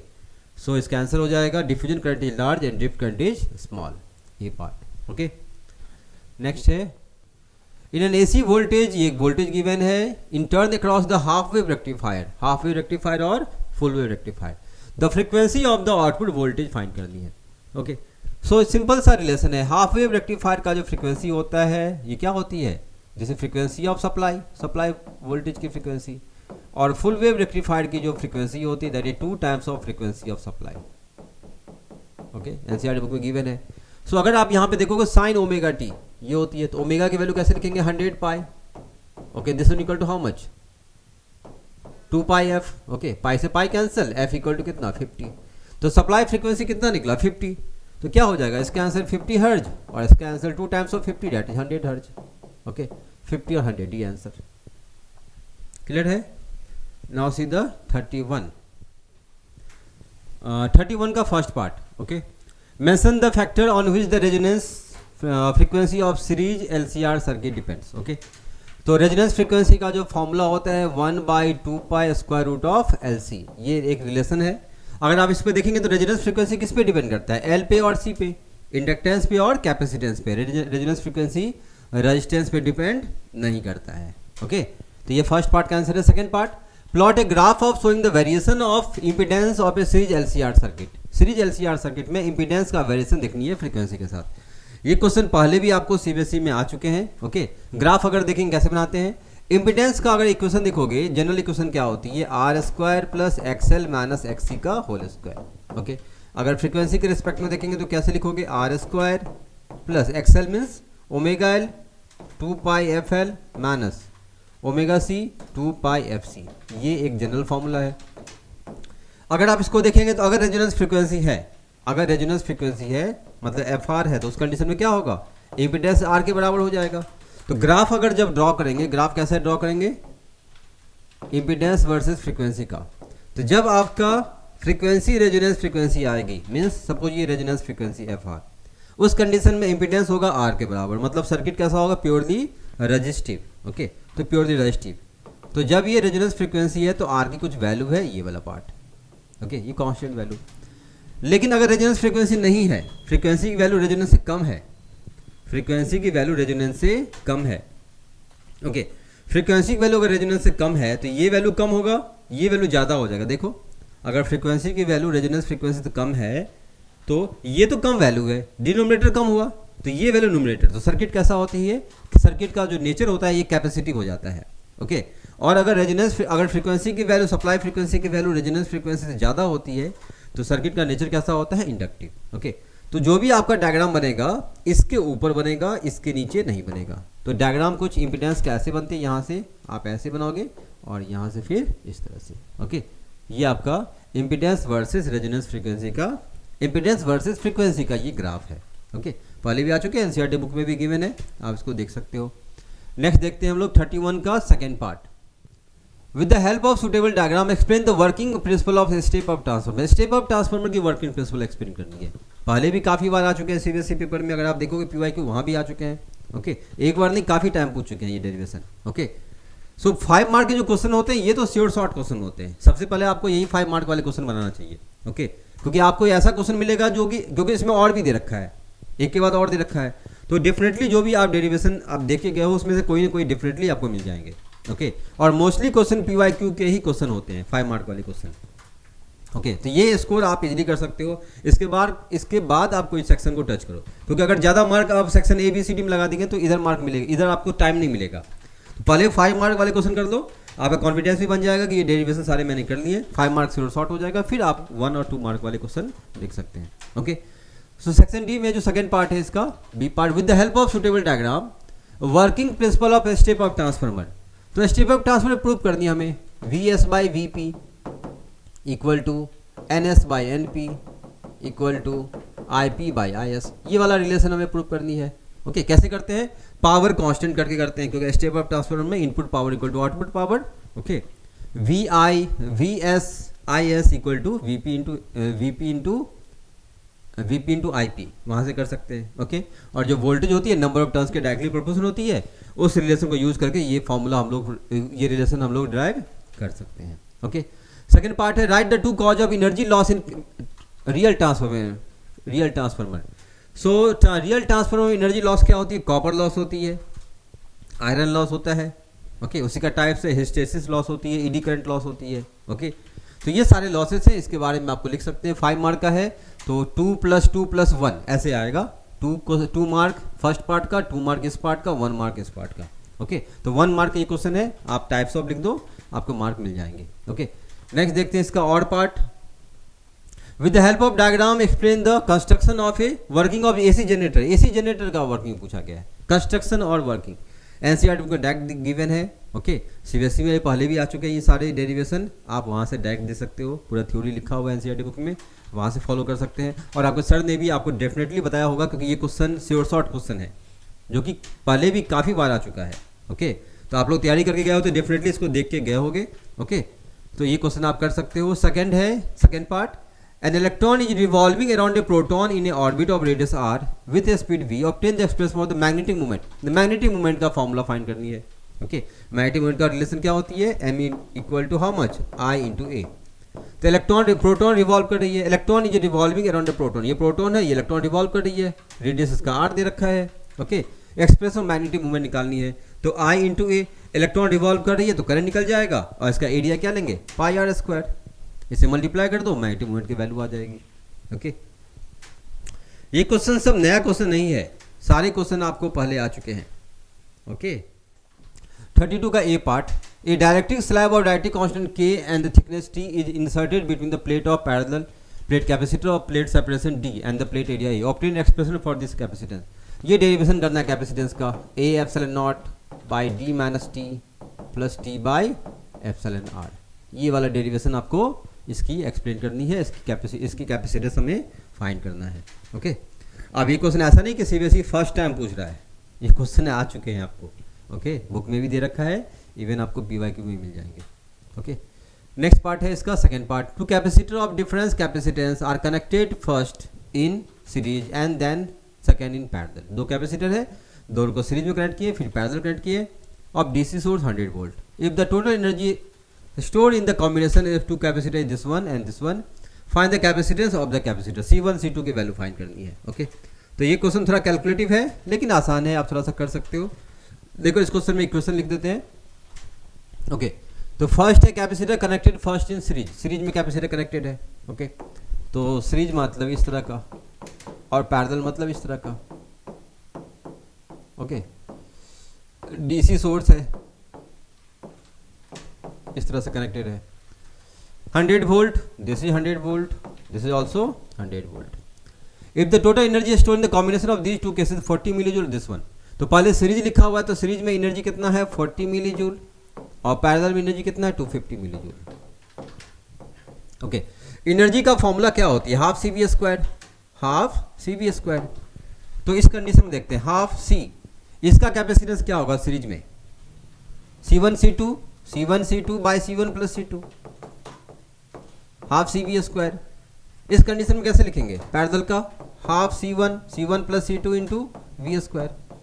ओके, अब दोनों को क्या करो डिवाइड कर दो, आप दोनों को डिवाइड करो.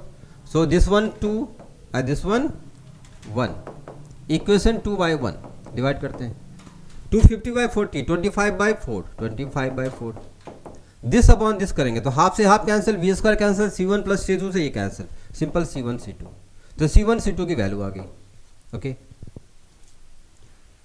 अब C1 C2 की वैल्यू पुट करो तो क्या निकाल सकते हैं C1 प्लस C2 निकाल सकते हैं. ओके, तो फ्रॉम इक्वेशन नंबर 2 कैलकुलेशन है, ज़्यादा टफ नहीं है. 250 milli joule half C1 plus C2 into V square.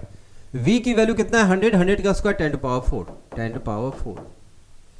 Okay, so यहाँ से अगर आप देखोगे ओके, सो C1 प्लस C2 कितना आएगा 250 into 2 500 milli means 10 to power -3 और ये 10 to power -4 into 10 to power -4. तो C1 plus C2 equal to 500 into 10 to power 437 -7 और ये 20 -5 10 टू पावर -5. ओके, यहाँ पे इसका यूनिट अगर चेक करो तो यूनिट क्या आएगा, इसका यूनिट डिवाइड किए ना तो C1 C2 की यूनिट. ओके, तो ये तो आपका फैराड स्क्वायर, आप इसको डायरेक्टली ऐसे रख सकते हैं 5 इंटू 10 टू पावर -5. तो this value is 5 milli capacitor 5 millifarad ऐसा. Okay, 10 to power 5 millifarad ये आ जाएगा. और ये C1 C2 का अगर निकालोगे तो ये मिली है तो यूनिट आप रहने दो. ओके, क्योंकि मिली में ही आंसर आप निकाल सकते हो. तो C1 इंटू C2 की वैल्यू 25 बाई 4 और C1 प्लस C2 की वैल्यू हम लोग क्या ले सकते हैं 5 मिली फैराड में आंसर मेरा आएगा. ओके, नेक्स्ट है C1 C2 की वैल्यू निकालनी है. तो दोनों C1 C2 की प्रोडक्ट की वैल्यू नोन है, सम की वैल्यू नोन है. तो आप क्या कर सकते हैं, एक और रिलेशन होती है, कौन सा रिलेशन C1 माइनस C2 का होल स्क्वायर. कैसे लिख सकते हैं C1 प्लस C2 का होल स्क्वायर -4 C1 C2. ये सिंपल बेसिक मैथमेटिक्स वाले कंसेप्ट है जो कि यूज किया गया है. ओके, C1 प्लस C2 का स्क्वायर 5 का होल स्क्वायर 25 लिख सकते हैं -4 C1 C2 25 by 4 cancel. Okay, तो यहाँ से देखो ये तो 0 आ गया, ये वैल्यू 0 आ गया. C1 minus C2 equal to 0, C1 equal to C2. C1 और C2 की वैल्यू सेम आ गई. ओके, C1 C2 की वैल्यू सेम आ गई तो क्या लिख सकते हैं C1 इक्वल टू C2, तो C1 equal to C2 this equal to 5/2 2.5 milli farad. B part. Okay, using the Gauss law so that the electrostatic field of the point due to the uniformly charged infinite plate, electric field की value काफ़ी बार आ चुका है. Electric field infinite Gauss law से use करनी है, electric field की value find करनी है. Okay, sigma upon 2 epsilon not. Okay, आप देख सकते हो एनसीईआरटी बुक में भी गिवन है, सर ने भी डेफिनेटली आपको करवाया होगा क्योंकि ये क्वेश्चन काफ़ी बार आ चुके हैं. ओके, और इसका सेकेंड पार्ट ये आपको गिवन है, ये फिगर गिवन है और इसमें फाइंड इलेक्ट्रिक फील्ड की वैल्यू गिवन है और फाइंड करनी है reason this one calculate electric field. Okay, so इस क्वेश्चन को देखते हैं second part this one. So यहाँ पे इलेक्ट्रिक फील्ड की वैल्यू गिवन है along X axis I cap है गिवन है और फाइंड करनी है इलेक्ट्रिक फ्लक्स की value of the cube and the net charge enclose by. तो पहले फ्लक्स निकालते हैं. ओके, तो अगर आप इस सरफेस पे देखोगे फ्लक्स कैसे निकालोगे, इस वाले सरफेस पे निकालो और इस वाले सरफेस पे. बाकी जो भी सरफेस है top surface bottom surface front surface back surface उस पर फ्लक्स की वैल्यू 0 आएगा. ओके, क्योंकि उस डायरेक्शन में इलेक्ट्रिक फील्ड है ही नहीं. ओके, क्योंकि इलेक्ट्रिक फील्ड का फॉर्मूला आप कैसे लिखोगे E dot A. Electric field का फॉर्मूला लिखेंगे E डॉट ए. ओके, मतलब क्या E ए कॉस थीटा कॉस 90. अगर आप इस फ्रंट सरफेस लेंगे तो इलेक्ट्रिक फील्ड का डायरेक्शन एक्स एक्सिस ओके इसका area vector along Z axis theta होगा 90 डिग्री, कॉस 90 की वैल्यू 0, फ्लक्स आएगा नहीं। तो फ्लक्स निकलेगा only for this surface and this surface. तो इस वाले सरफेस के लिए इलेक्ट्रिक फील्ड की वैल्यू क्या होगा, यहाँ पे देखो इस वाले सरफेस के लिए एक्स की वैल्यू क्या लेंगे 0, एक्स की वैल्यू 0 पुट करो 2, E1 की वैल्यू 2 आई कैप। इस वाले सरफेस के लिए इलेक्ट्रिक फील्ड की वैल्यू कितना होगा, एक्स की वैल्यू मतलब लेंथ ऑफ दिस वन, और लेंथ गिवन है 10 centimetre, this is 10 centimetre, so 10 centimetre जी मीटर में कन्वर्ट करते हैं 0.1 सेंटीमीटर। तो 5 इंटू 0.1 इंटू वैल्यू कैसे लिखेंगे 5 इंटू 0.1 का स्क्वायर प्लस 2। ओके तो 0.1 तो 0.05 प्लस 2, तो इलेक्ट्रिक फील्ड की वैल्यू 2.05 न्यूटन पर कूलम, ये इलेक्ट्रिक फील्ड आ गया।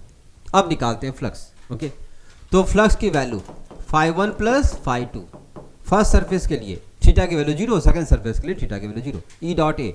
इलेक्ट्रिक फील्ड की वैल्यू 2, एरिया कितना लेंगे इसका साइड स्क्वायर, तो 10 सेंटीमीटर है तो 100 सेंटीमीटर स्क्वायर या 0.1 का स्क्वायर, 0.1 का स्क्वायर प्लस इस सरफेस से निकालो 2.05 इलेक्ट्रिक फील्ड की वैल्यू, एरिया 0.1 का स्क्वायर, तो 0.1 का स्क्वायर इंटू दोनों को ऐड करेंगे 4.05 ये आ गया फ्लक्स की वैल्यू। ओके अब ये फ्लक्स निकल गया तो आप क्या निकाल सकते हैं, इसका यूनिट भी आपको लिखना होगा, क्योंकि यूनिट नहीं लिखोगे हाफ मार्क कट जाएंगे। तो जब भी आप फ्लक्स लिखेंगे यूनिट की वैल्यू होना चाहिए। इसका यूनिट क्या होगा E dot A. Okay so newton per coulomb into metre square, unit के साथ हमेशा लिखना है, यूनिट नहीं लिखेंगे हाफ मार्क आपका जाएगा। नेक्स्ट फाइंड करनी है चार्ज की वैल्यू। ओके तो गॉस लॉ अप्लाई कर सकते हैं। टोटल फ्लक्स इक्वल टू कैसे लिखोगे, Q enclose by epsilon naught, so total charge equal to total flux times of epsilon not.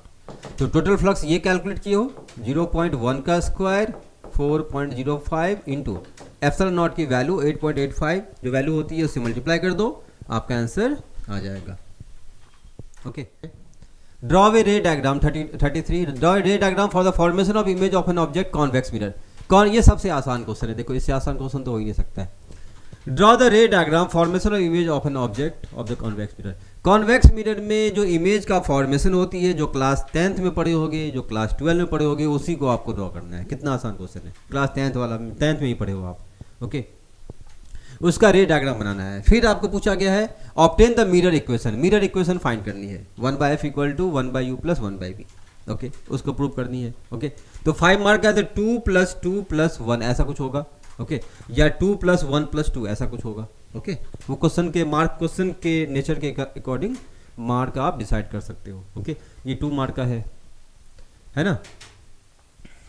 अब 2 मार्क में ये मिरर फार्मूला का पूरा डेरिवेशन करोगे तो फंस जाओगे, उतना बड़ा डेरिवेशन नहीं करना, काफ़ी लेंदी होता है। ओके जस्ट आप फिगर बना के उसको जो उसका एक्सप्लेनेशन नहीं लिखना है, क्योंकि उतना एक्सप्लेनेशन लिखोगे तो काफ़ी टाइम लगेगा।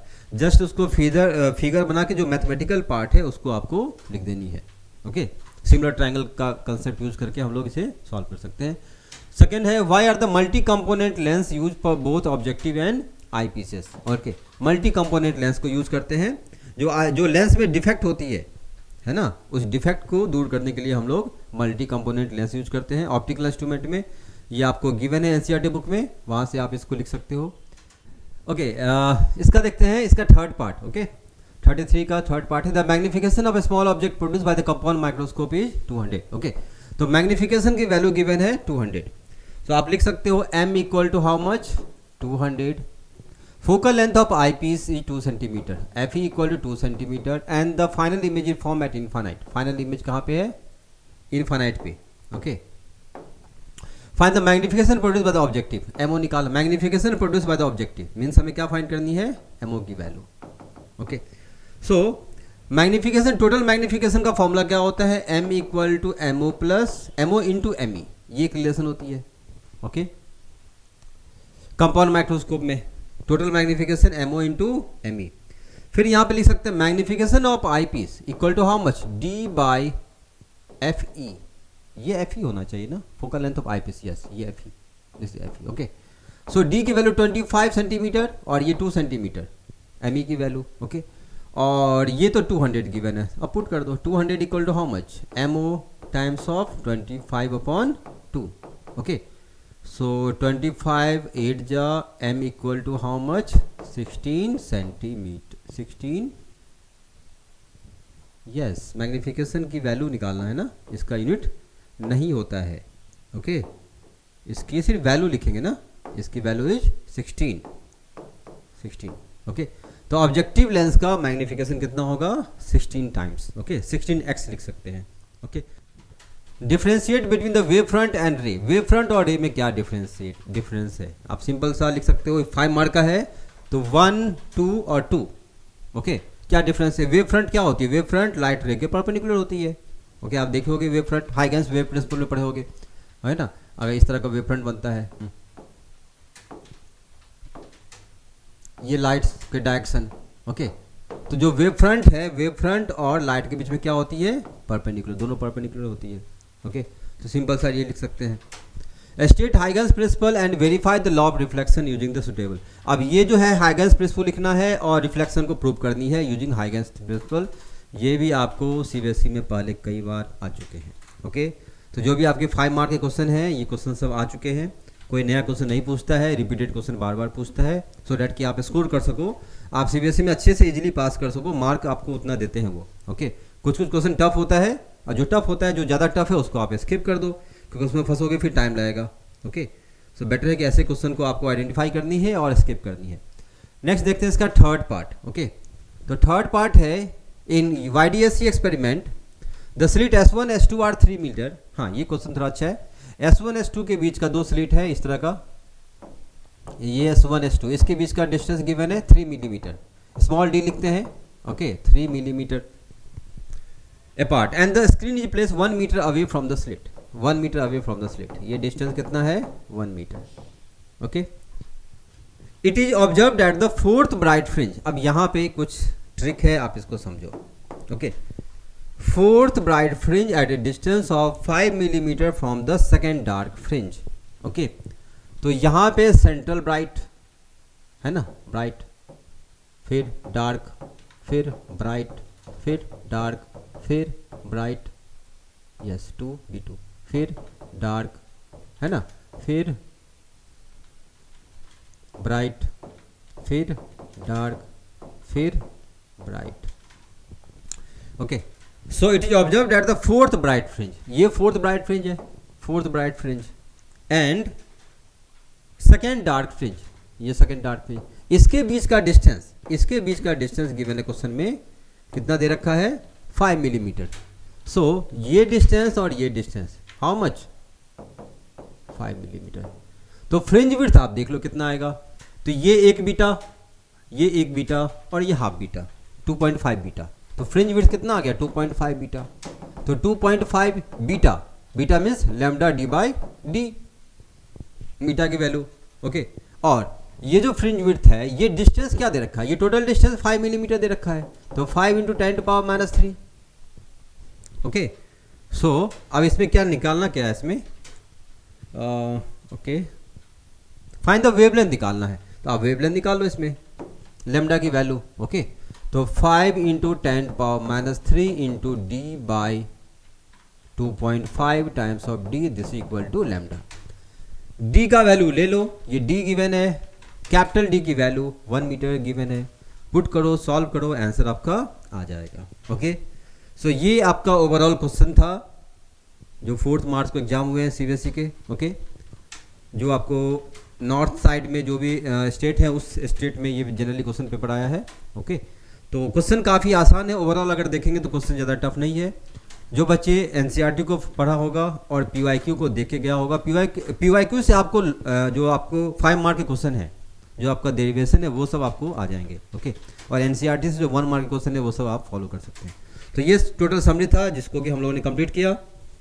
ओके, सो आप लोग इसको देखो, कहीं आप लोग के मार्क कितने आ रहे हैं आप लोग बताना फीडबैक में। ओके, कितना मार्क आप लोगों को आ रहा है, कितना स्कोर आप लोग कर रहे हो। जो भी स्कोर करोगे प्लस जो आपके लैब के मार्क होंगे वो उसमें ऐड हो जाएंगे। ओके, तो स्कोर सारे बच्चे पास कर जाएंगे। ओके, सो मिलते हैं हम लोग नेक्स्ट क्लास में। Thank you.